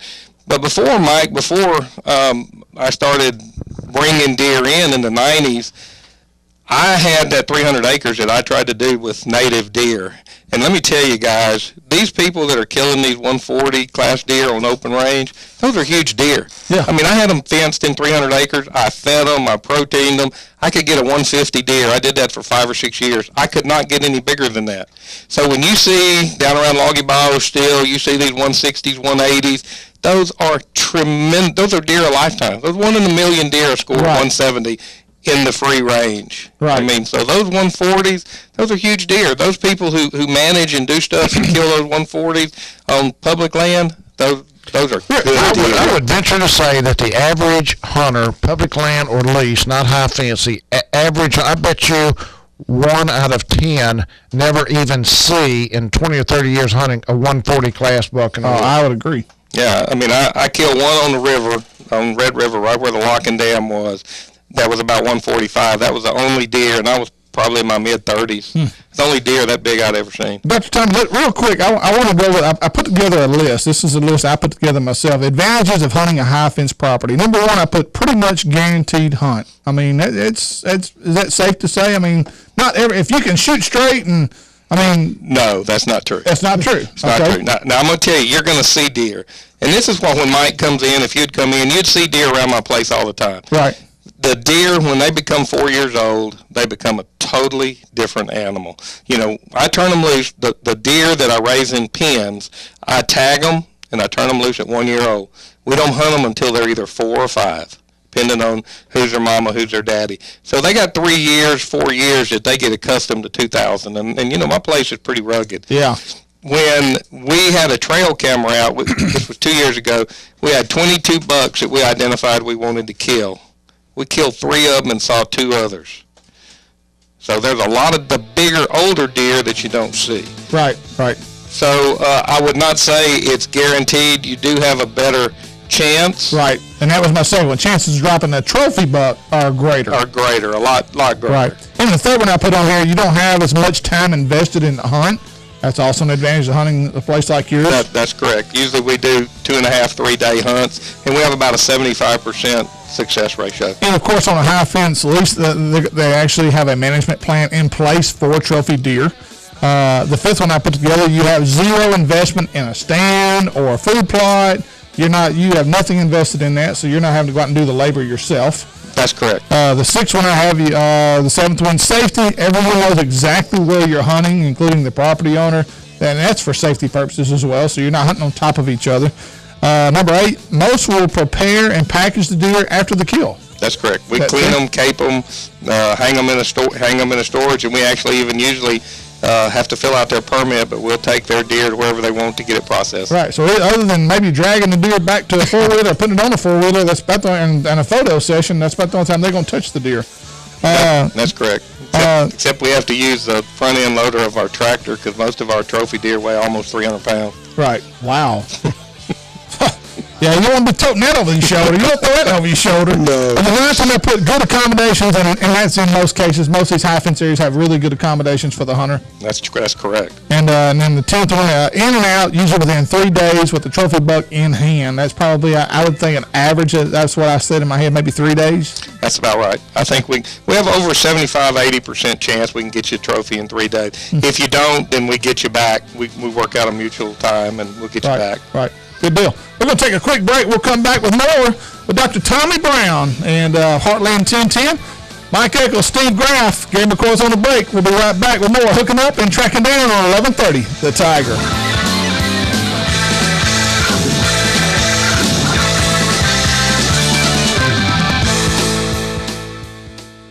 Some things just stayed the same, but not Toledo Town and Tackle. Still the best selection of tackle on the bin. Zoom Die with Gene LaRue and Santone. Now double the size of the original store, you have twice as much to choose from. With a new deli serving the best hamburgers, pizza, and soft drinks, you'll find something that's sure to fill your belly. They also have a great selection of tees and polo-style shirts. So stop in and treat yourself to the best tackle box on the bin. Toledo Town and Tackle on beautiful Toledo Bend Lake. Looking for a place to get away from it all? Look no further than Red River's Midway Marina in St. Maurice. Owners John and Kemp Nelson invite you to stop by for lunch or come in and rent one of several cabins for the weekend.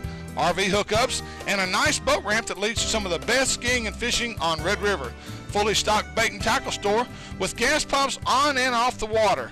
So book your next trip online, midwaymarinastmaurice.com or call 318-646-0097.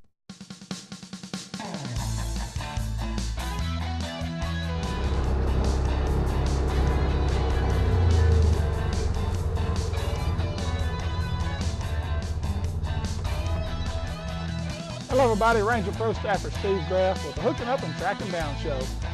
Folks, there's nothing I love more than my Rhino. I've had 3-wheelers, I've had 4-wheelers, but if you want the best of the best, you need to get you a Rhino 700 from Honda Yamaha Village right here in Natchitoches. My Rhino does more than take me to and from the deer stand. It is a great utility vehicle around your house. You can use it for all kinds of stuff, including yard work. I've got it loaded down right here. But one of the best features of the Rhino, it's got a dump bed right in the back of it. So go see the guys at Honda Yamaha Village of Natchez, Chip, Layton, and the gang over there, and let them show you the new Yamaha 700 series from Honda Yamaha Village right here in Natchez. When I go shopping, I want camo, fishing tackle, guns, hunting gear, work clothes. And when I go shopping, I want home decor, gifts, children's, and baby clothes. Fortunately, we can both get exactly what we need at the same place, Nichols. All the name brands you can find in the big city without driving to the big city and paying big city prices. Nichols, keeping folks happy since 1914. This segment of Hooking Up and Tracking Down on 1130 The Tiger, presented by Cypress Knee Outdoors, Mr. Twister, and Lake Fork guide Johnny Geis, the only guide you'll need at Lake Fork. Back to you, Gary.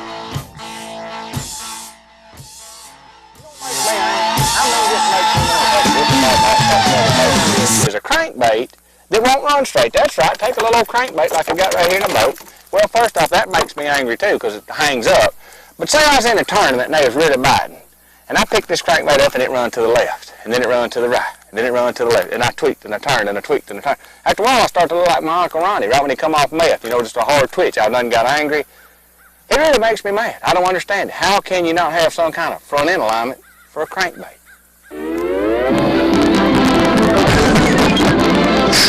Nobody describes it like Gerald Swindle. Elite Series Pro Gerald Swindle. I've got a series of those folks. We're going to play one of those every week, and I'll tell you what. you know, when his fishing career ends, I'm being serious. Oh, I am too. He can make it on stage, no doubt. I've seen him on stage with Bob Seeley at Sam Ray, or Toledo Bend event over there for one of the Bob Seeley Big Bass Splash, and I'm telling you the honest truth. He had people out of the thousands of people that were at that weigh, and I mean thousands. People were falling out of their lawn chairs. I mean, he is the funniest guy on stage. Yeah, they were drunk, though. Yeah, and well, I think he might have been, too. Yeah. And the most comfortable he is on stage with a microphone as he is with a rod in his hand. This guy has got a talent that's enormous. And, again, we're going to play some of his quotes every week. He's just a great guy to listen to. But anyway, today we got Dr. Tommy Brown. He's in here with Heartland 1010, and we're talking about everything, especially about the high fence properties that Dr. Brown owns over at Heartland 1010 outside of Scottsville, Texas, over here outside of Marshall, and which I have been to his place, and I'm just going to tell you, it's a first-class operation. I've always been impressed every time I go there, whether it's the fishing, the hunting. Dr. Brown does a great job with managing this particular place, and Dr. Brown, let's Mike, we want to talk about management next. Yeah, because we like you and I talked about, the high fence hunting appeals to a small percent of the hunting population. There's only certain people that want to go in and pay the type of money it takes to kill a trophy buck, or wants to limit their deer hunting to 3 days out of the year. Right. You know, that's all the time they get. The camp, the cooking, the camaraderie, to put the stands up, the food plot is a big part of what people enjoy. The business people that can't do it, in and out, get their deer. So let's go with what appeals to the majority of the hunters. And I don't think that it's any different inside a fence than it is outside of a fence if you're wanting to manage a deer herd and try to get better deer on your property. So give us your thoughts on management, how somebody that's got a lease, why they need to change shooting everything they've got, and how long is it going to take them to start seeing some results if they go under a good management program? Last question first. It's going to take them about 3 to 4 years to start seeing the benefit. And the main reason why is if you're really going to go and up your herd, you're going to have to feed year round. You know, the big thing now is we go out and, plant your food plots in the fall. Well, those food plots are really not food plots. They're an attraction plot. You try to get the deer in long enough for you to kill them in season. Well, that doesn't help the deer. The deer still got to eat 12 months out of the year. So contrary to up north where it's a cold weather that is a limiting factor, when you start looking down here, our July and August is horrible on our deer. And that's the time that the deer really need that added protein, needed that extra nutrition to put the extra inches of bone on their head. And I mean, you go out, this has been a really good year so far, but if you go out and you see what a deer really eats, deer doesn't eat grass like a cow. Deer's stomach is not like that. They eat totally different things.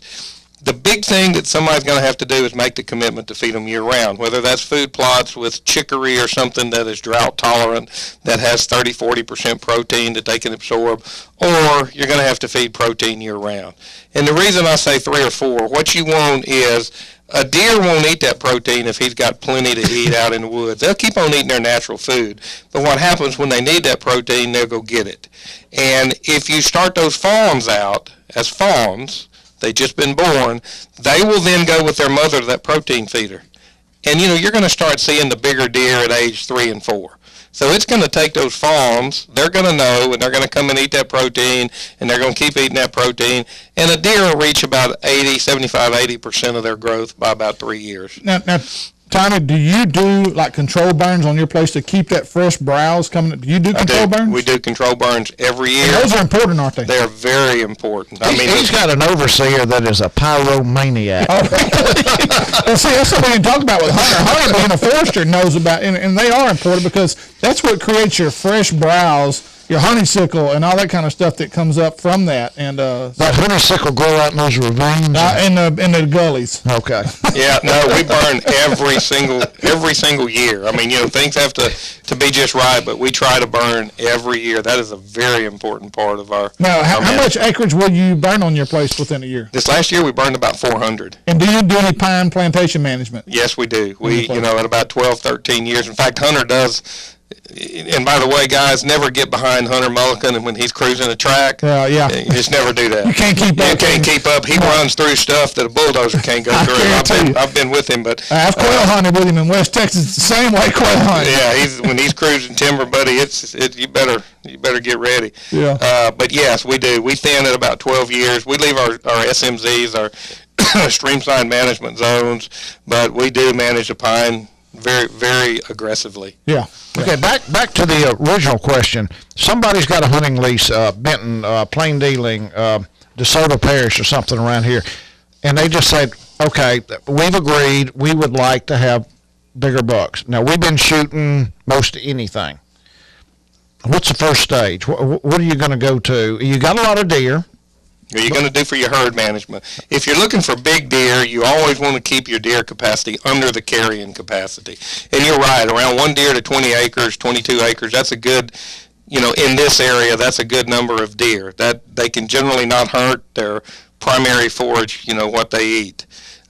You start getting more and more deer, then deer start eating secondary and tertiary plants that they need, and so their nutrition goes down. You got to realize a deer is going to spend the majority of his energy taking care of himself. He's going to try to build his body up. He's going to make sure he goes into the rut in good shape. The last thing that goes to his horns is the energy and nutrition after he's maintained his body.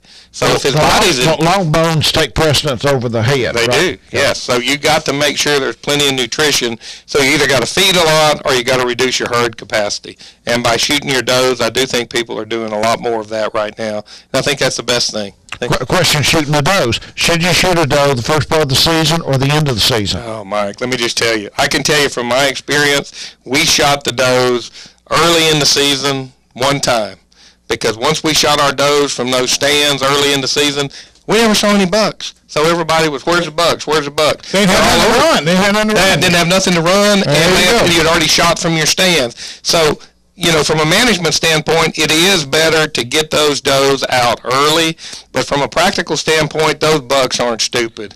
You shoot from that stand 1 or 2 times, and you shoot those does, and you get rid of what the bucks are going to run, and those bucks hang in the woods. They don't come out, and you don't see them. I mean, we did that one time, and then, we did start shooting, as soon as people then started killing their bucks, we would have, pretty liberal doe harvest. But the answer to that, it's a personal decision, but the sound management decision is first, but, man, everybody wants to kill bucks. Do you use feeders a lot on your place to pull deer in? I use an attraction feeder with corn or these golden nuggets. I have 31 protein feeders out, and those are absolutely sacred. We don't have anything within 250 yards. You can't hunt around there. You can't look around there. Those are a sanctuary, each one of those, and, we don't mess with them. That's to go in and feed them and leave them alone. That's it. Well, I'm looking at your Facebook page. By the way, if you want to see that, Heartland 1010 Ranch. You can go to their Facebook page, and he's got some great photos of some trophy class bucks. You'll see exactly. Matter of fact, they're in the early stages in velvet right now. Also, there's some trophy bass on here, which the next step we're going to get to talk about a little trophy management on the fishing side as well. But again, I see right now, Dr. Tommy, it looks like you got feeders set out for these deer right here. That's correct. Now, so your concentration right now is heavy on protein? Yeah. Do you regulate that during the years to what? No, they regulate it themselves. I keep my protein on. Now I do have some pen deer that are my breeder bucks. I feed them 16% because they don't really have anything that they can dilute it with. Right. In the pasture, I feed 20% protein because they can be diluted with the twigs and the browse. Right, so I use 20. It's all in a freestanding. They can go and eat as much as they want whenever they want. I have no restriction on that at all. Do you have a pig population? Yes and no. We have 3 big old boars that we see on trail cameras at 1 to 4. We never see them. Every now and then we'll get a few pigs that dig under the fence, but we trap them pretty easily and get them out. So you keep an eye on that? Yes, sir. Absolutely. Yeah. All right. Well, when we come back, we're going to talk more, and this time we're going to go to the fishing side of Heartland 1010 and let Dr. Brown talk about how he manages these 3 or 4 lakes he's got there, and I've had the honor and the privilege of fishing 2 or 3 of those, and they're absolutely incredible. And again, go to Heartland 1010 Ranch Facebook page, and you'll get to see the proof is in the pudding, so to speak. We'll be right back with more Hooking Up and Tracking Down with Dr. Tommy Brown, Mike Eccles, Steve Graff on 1130 The Tiger.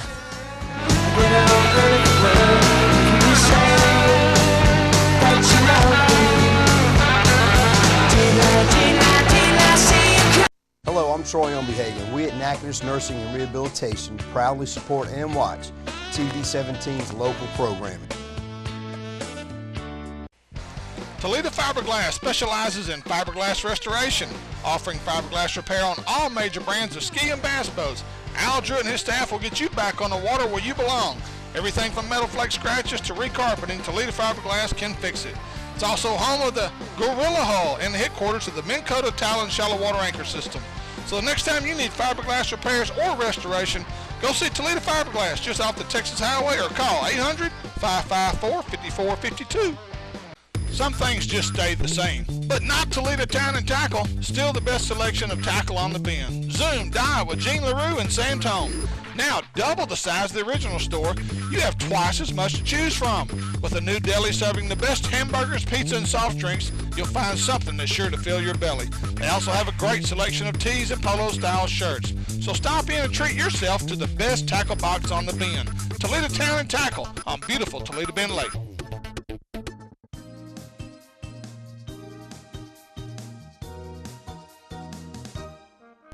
Rick Terrell here for Terrell Brothers Furniture in Natchez, where we've got 7-piece living room groups as low as $5.99. You heard right, 7-piece living room groups as low as $5.99. And we've got over 20 groups to choose from. So before you buy living room furniture anywhere, come to Terrell Brothers Furniture, 310 Texas Street in Natchitoches.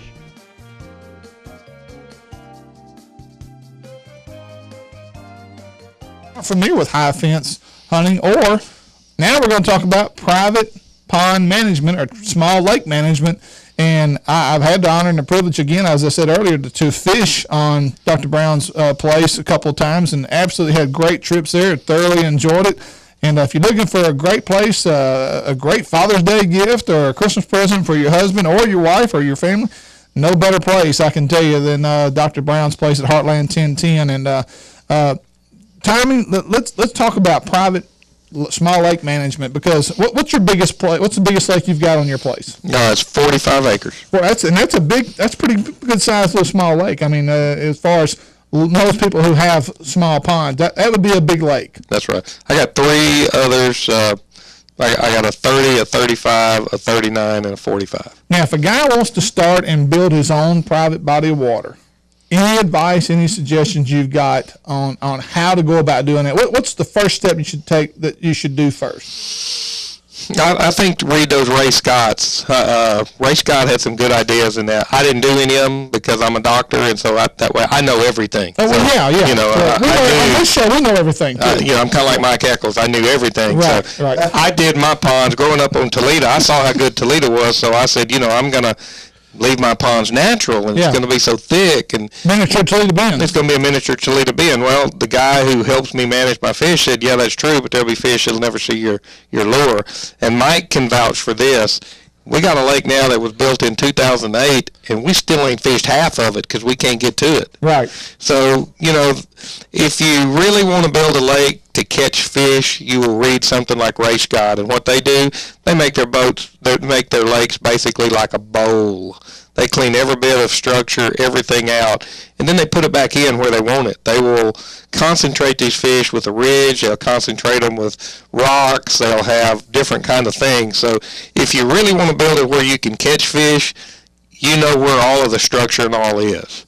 And that I would... And it's permanent structure. It's not like brush piles that you have to replenish. You know, they're talking about, like, in one of your lakes, you've actually got a full school bus out there. That will never go away, where people that put out brush tops, you have to redo that every year. Right, right. So it is. It really pays if you're going to build a lake to think about it, think what you're going to do. If you're just going to have it and just let it be natural, that's one thing. But if you want to make it where you catch fish, it's unbelievable what some of these fisheries do. And we need to clarify what Mike just talked about. Structure versus brush. That's not the same thing. No, you got structure. Structure is truly a change in elevation, rock pile or something. Cover is all the brush. Right. I mean, you know, you can have, and that's what mine's got. I got so much cover on it, I can't get a boat through it. Right. So there's literally fish that have been there that's been in 20 of the 40-acre lake that they've never seen a lure. So in your place, I know a couple of places I fished, there's still a lot of standing timber. It is. Which makes it difficult to get in some of those. Should you have probably, looking back, would you have thinned some of those areas? I would have at least made, gone 3 or 4 widths of a bulldozer down to make sure you can go through them and then fish the edges. But again, I thought I'd just let it do like Toledo Bend, and that's not good if you plan on fishing it, because those fish aren't stupid like deer. They're going to go where there's no pressure. Right. Oh, exactly. Well, and also the drawback is what Tommy does is he feeds his brim. They're stocked with copper-nosed brim, and that's the #1 forage for his bass over there. He's got shad that he puts in there every year, but the #1 forage is a copper-nosed brim, a high-protein feed, and he feeds the brim. Right. So every time a bass eats a copper-nosed brim that has been by the feeder, he's getting this big boost of protein, sort of like putting him on steroids.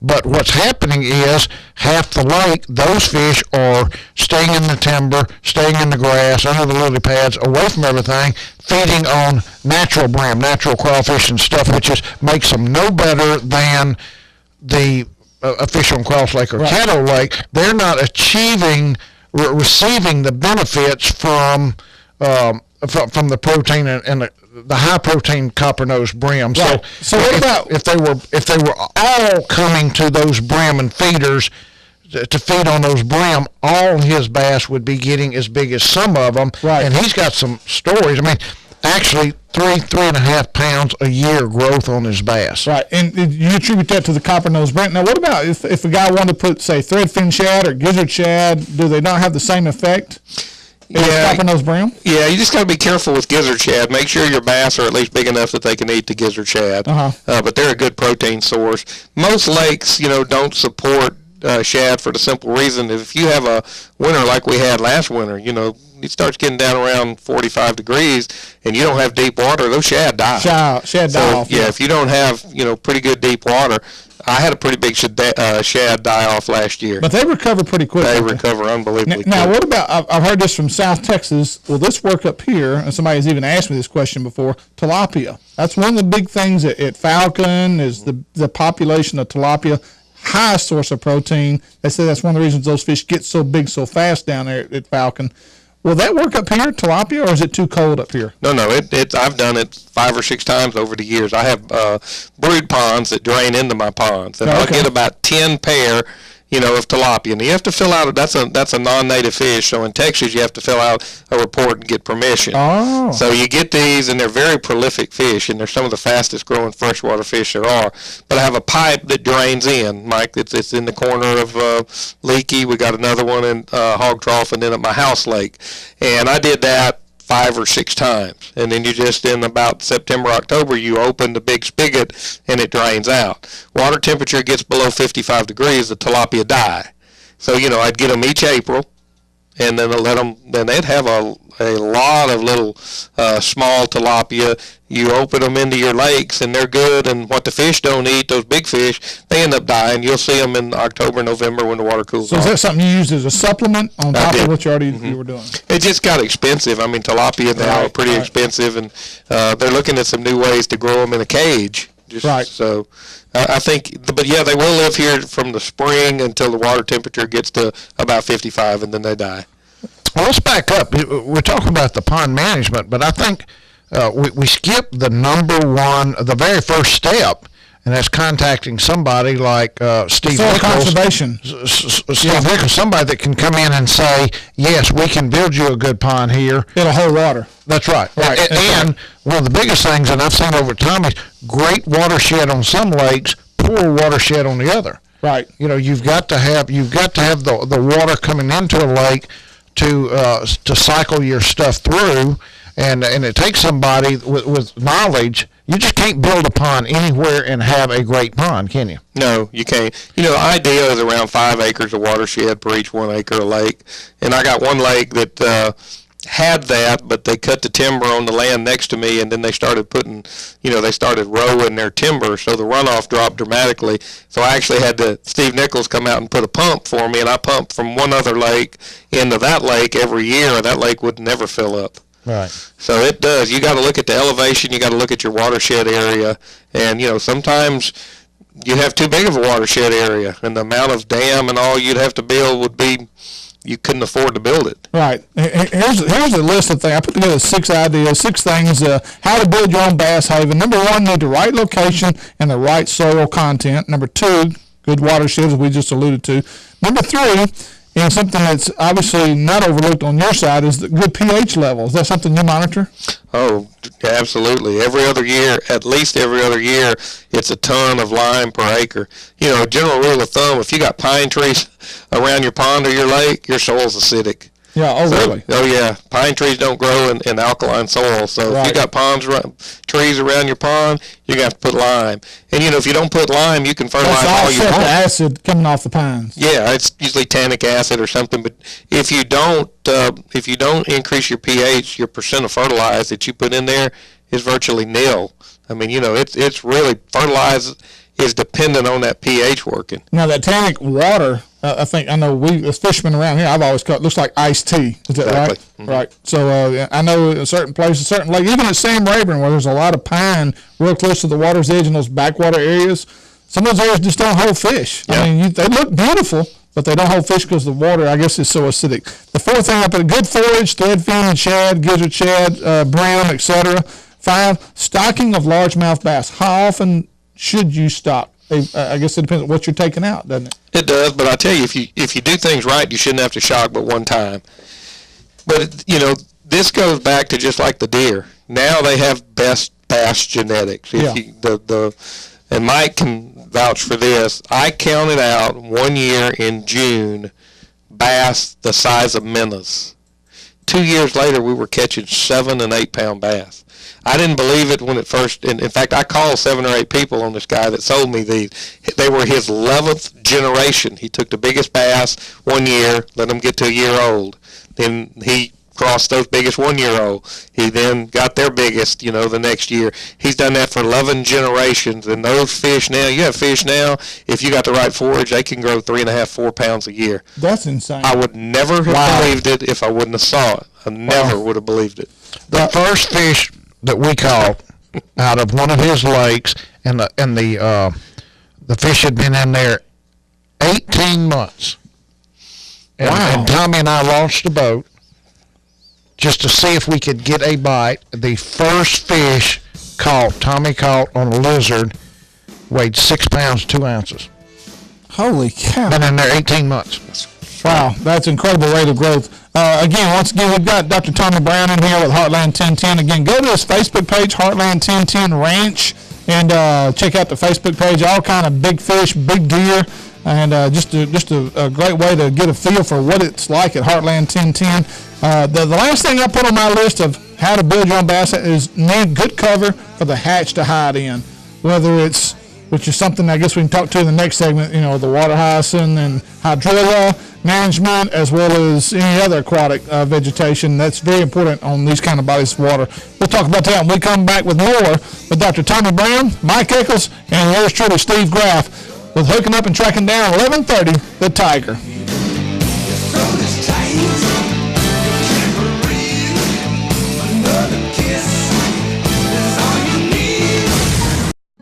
When I go shopping, I want camo, fishing tackle, guns, hunting gear, work clothes. And when I go shopping, I want home decor, gifts, children's and baby clothes.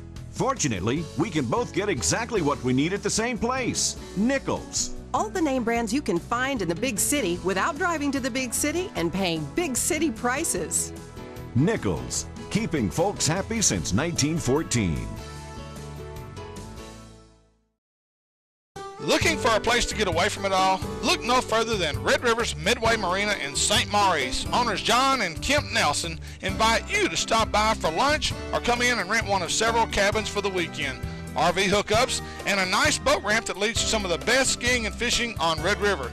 Fully stocked bait and tackle store with gas pumps on and off the water. So book your next trip online, MidwayMarinaStMaurice.com, or call 318-646-0097.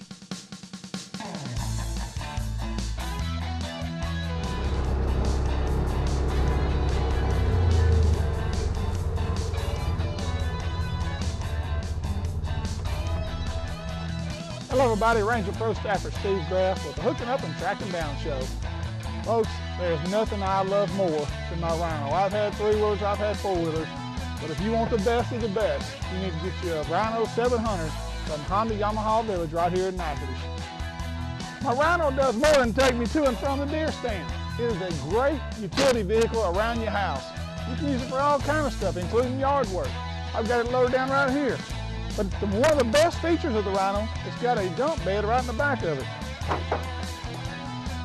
So go see the guys at Honda Yamaha Village of Natchitoches, Chip, Layton, and the gang over there, and let them show you the new Yamaha 700 series from Honda Yamaha Village right here in Natchitoches. Legendary quality.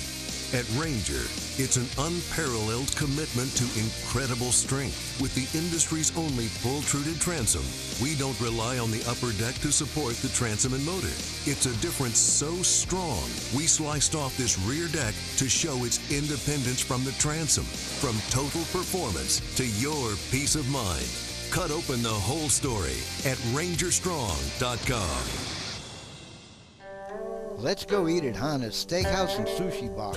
They have all of our old favorites, or we could get something a little more exotic, like the Hibachi Grill, conveniently located at 814 Kaiser Avenue. Hello, I'm Troy Umbehagen. We at Natchitoches Nursing and Rehabilitation proudly support and watch TV17's local programming. This segment of Hooking Up and Tracking Down on 1130 The Tiger is presented by the Gear Grabber Lure Hanger System, Midway Marina and Red River Waterway. Find your next outdoor adventure on the beautiful Red River. One more time, here's Steve Graff, Gary McCoy, and Mike Eckel. And welcome back to the final segment of this week's Hooking Up and Tracking Down. Gary McCoy will be back with us next week, and I want to wish Gary and Julie. We may not be. We may fire it. Well, we might. I mean, we've had such success bringing Dr. Tommy Brown in here and Hunter Mulliken in. I mean, do we need him? I want him back because I don't like doing the intros every day, every week. So well, I can't read, so I just got to bring him back. Yeah, I value him right now. So you don't realize how much you miss somebody till they're not here. But anyway, real quick, Cypress Knee Outdoors down in Natchitoches. Sometimes you have to return to your roots where it all started. That's exactly what Cypress Knee Outdoors is doing as they are going back to the original location at 3J's 4-Way, exit 127 east of I-49. John Abraham and the gang expanding 3J's original location for Cypress Knee, but he didn't want to move everything back. So he has slashed the prices 25 to 30 to 50% off on all hunting and fishing items, all the gear there in the store at the location, which is right there at Highway 6 off I-49 at the Natchitoches exit, right next to Burger King. So go by and see those guys. If you're driving from Shreveport, it's worth your drive down there on bows, all kind of ammunition, getting ready for dove season, fishing season. All the bait and tackle is slashed, prices are slashed. So go see them. Cypress Knee Outdoors, again, exit Natchitoches exit Highway 6 off I-49, right next to Burger King. And thank you, John, for all your support of our program. And once again, we got Dr. Tommy Brown. This is our final segment. Dr. Brown, one thing we didn't talk about that I want to talk about is the aquatic vegetation real quick. I know it's a nuisance to a lot of people, but it's also important when you're trying to develop a fishery for small ponds. You need that cover, don't you? You do. In fact, if you would ever go with me out when we shock our fish, you know, we have to shock, we take surveys, we weigh and we measure. You'll go over the same area with just brush in it, and you may catch or shock up a fish every now and then you'll get in an area where there's coontail or hydrilla, and the fish just boil up. So, you know, those little small fish seek hiding in there, and you got to have some. I mean, you know, I've got grass carp in all my lakes because I have too much. You know, as around almost everybody around here, a lot of your lake's going to be shallow. Now, your grass carp, those are sterile fish, right? Those are sterile fish. Those are the triploid that you get permits for. Right. And, you know, you have to put up guardrails to keep them from getting out. The bad thing about the grass carp is they don't like coontail. They'll eat everything else in the world, and before they'll eat coontail. They love hydrilla, and they'll eat hydrilla till it's gone. But coontail, you literally have to make them eat it.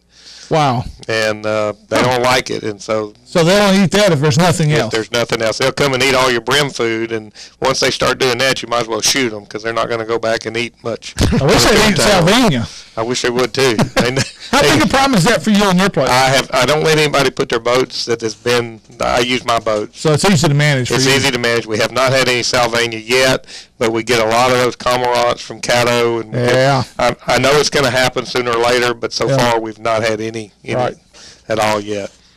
But at least in a small impoundment like that, it's going to be easier to control. You can go in and spray it. You can actually put your hands on all the Sylvania if you ever have it.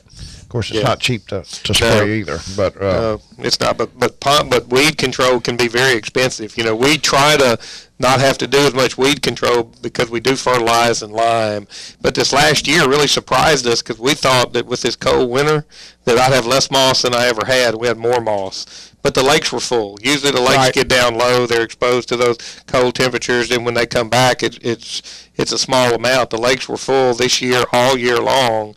And, man, we really we've really fought the coontail this year. Right, but this has been a great year as far as moisture. I mean, we've really gotten rains when we needed them, and which to me just bodes well for the hunting for this coming year, as well as the duck hunting, the fishing, all the way around. Now, real quick, if somebody wants to book a trip with you, Dr. Tommy, how can they get in touch with you? They can call me at my house. It's 903-938-6285 and leave a message. Give that number again. 903-938-6285, and I'll call them back and we can set them up a time. Are you full on your hunting trips? I probably am. Yeah. You know, yes, I am. How far in advance does somebody need to book a trip? This guy, I've got one guy who books 12 of my hunts every year, and I only sell 5 more other than that. Oh, okay. So next year, you need to call now. You need to call now for the following year. For following year, absolutely. Okay, and the price ranges depend on the class of buck, right? That's correct. That's taken. We've killed bucks. Our biggest buck last year was actually a typical with some kickers that scored 242, but Denny Brower killed a 230 last year with 5 drop tines. I think we killed 9 or 10 over 200 last year. So depends on how big a deer you want. The price varies according to how big a deer. Right. Mike, anything else we need to add before we let Dr. Brown go? Anything you can think of that we haven't asked? I don't think so. I think we've had a great 2 segments, and we appreciate our 2 guests, Hunter and Tommy, for coming in, and you know, we made it without Gary. We did. He thinks he's indisposable. Well, we proved that wrong today. Yeah. Or proved it right. I tell you what we do have. I talked to Kelly Wells from the Tourist Bureau, and he wanted to mention Bass Champs. They had their national championship here last year. Shreveport-Bossier Tourist Bureau has got them back. They're going to be on Red River the 1st of October. That's going to be close to 500 anglers, 200-plus teams. Great shot for the economy. Yeah, it really is. And right now, this weekend, we have the Dixie. I can't believe I'm even talking about this. Dixie World Series, 11-state area. The 13 to 14-year-olds are this weekend out at Tinsley Park. I played in the Dixie World Series, but it was 17 and 18-year-olds. We went to Nashville, Tennessee. I played with a Dixie Cup, and that was about it. But that is bringing in close to 1,500 people this weekend to our area. Yeah, that's great. And up on Cypress Lake, the River City Triathlon is this weekend, Sunday. Now, they're full. Okay. They have no openings in case you were bowed up. Right. To go out there and participate. Forget it. Yeah. But they do have a lot of spectators out there. Right. That's the River City Triathlon this Sunday at Cypress Lake. Oh, cool. Also coming up, folks, and don't forget this, mark your calendars, August the 22nd through August the 24th, Shreveport Convention Center, the Town Square Media Expo, Sportsman's Expo here in Shreveport. It's something it's presented by Metro PCS. It's a premier hunting and fishing outdoor show here in Arklatex, and it's back. It left for a while. They brought it back 3 years ago. And I think this is the 3rd year back, and again, they're doing a great job. It's getting bigger and bigger each and every year. The History Channel's Cajun Pawn Stars from Alexandria, they will be in here to sign autographs as well. I think they're also trying to line up several of the pro fishermen. I think O.T. Fears is one of the guys from the Elite Series. I think they're trying to get in touch with even Louisiana pro Greg Hagney. Hopefully that will happen. And but they're going to have a couple more that they're going to add to that. But it's a camping, boating, cooking, outdoor sports, vacation, and everything else you can imagine. Opportunity to also see Texas snake man Jackie Bibby, who's also on, I think, on the Outdoor Channel, the Sportsman's Channel, whatever one it was on TV, after on the rattlesnake roundup out there from West Texas. He will be here as well. He was here last year. And so looking forward to that. Again, tickets are available online. You can also probably buy tickets at the door. $8 for adults. Children 12 to 6 are $5, and 5 years or younger will get in free. Seniors 55 and older and are $5, and military with ID is $5 as well. You missed the biggest draw of the whole show. Which one? What'd I miss? Us. Oh, well, yeah, Hooking Up, Tracking Down, we'll be there as well. Mike Eccles, Gary McCoy, and myself will all three be there, and, we'll have pens in our hand. If you want an autograph, we'll be glad to sign something. That's going to happen. August the 17th, we have the semifinal rounds. Oh, yeah, that's coming up. For the new circuit that we've started with Bayou Outdoors, the Ram Slam presented by Landers. It's like match play. Landers Dodge and Bayou Outdoors. We're down to 8 teams. I probably can't name them all right now. Well, that's okay. I didn't bring it. Right. But 8 teams are going to converge on one of the lakes. We have 3 lakes left, and we'll draw from it. It'll either be on Cross Lake, Red River, or Lake Bistineau. Each team will be paired against one other team. Right. And when that's over, 4 teams will go to the final round. We'll draw that lake the night before. That's a good thing about this. Nobody knows where they're going to fish until the evening before the tournament. Right. So it's a level playing field. That's it. Yeah. And the final tournament, the finals will be on a Sunday. I think it's September the 7th. I believe it's first Sunday in September. Right. And of course, the good thing about this is KMSS is going to come out and film the weigh-in of the semifinals. So we're going to have 2 shows out of this? No, we're going to have one show. They're going to film the weigh-in for the semifinal. Then on the final round, they're going to be on the water the whole day filming the 4 teams out there and the final weigh-in. Cool. It's going to be a 30-minute show. Go ahead. All right. Final word. Today we discuss things to do during the dog days of summer. Outdoorsmen are like farmers. There's always something to be doing to get ready for the upcoming hunting season. You have to take advantage of this downtime to increase your chances for success, whether you're deer, duck, or squirrel hunting. From brushing blinds to repairing deer stands to planting food plots, there's always something to be done.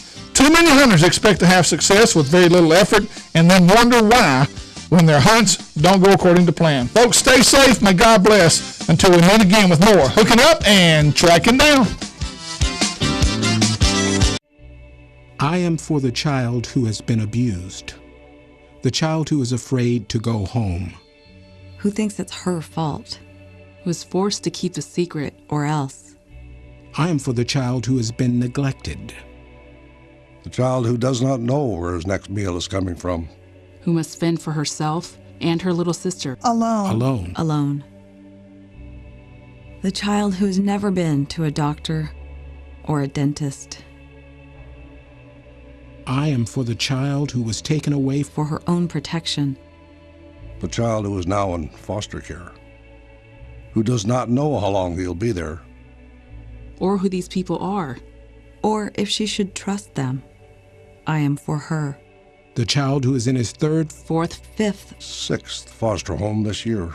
The child who has attended 4 schools in 2 years. Who sits in back of yet another class surrounded by strangers. Believing in his heart that no one cares. I'm for her. The child who has never been told that he is loved. That she is smart, beautiful, talented, worthy. That she is strong, courageous. That she is somebody. I am for her. The child who one day will turn 18 and will be surrendered to the world. I am for that child. So I am there for that child. To listen to her. To speak for her. To champion without compromise for what's in his best interest. Because if I am there for her, I know she will be half as likely to languish in foster care. And that much more likely to find a safe, permanent home. She is the child I am for. He is the child I am for.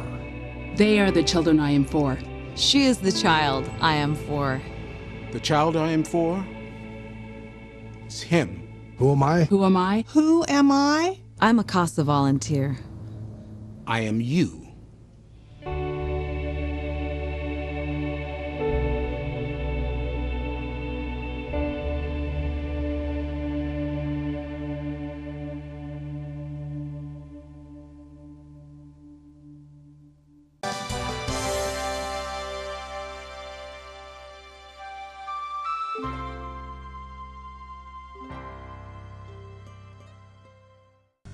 You're watching KNTS Digital 19 in Natchitoches, Louisiana.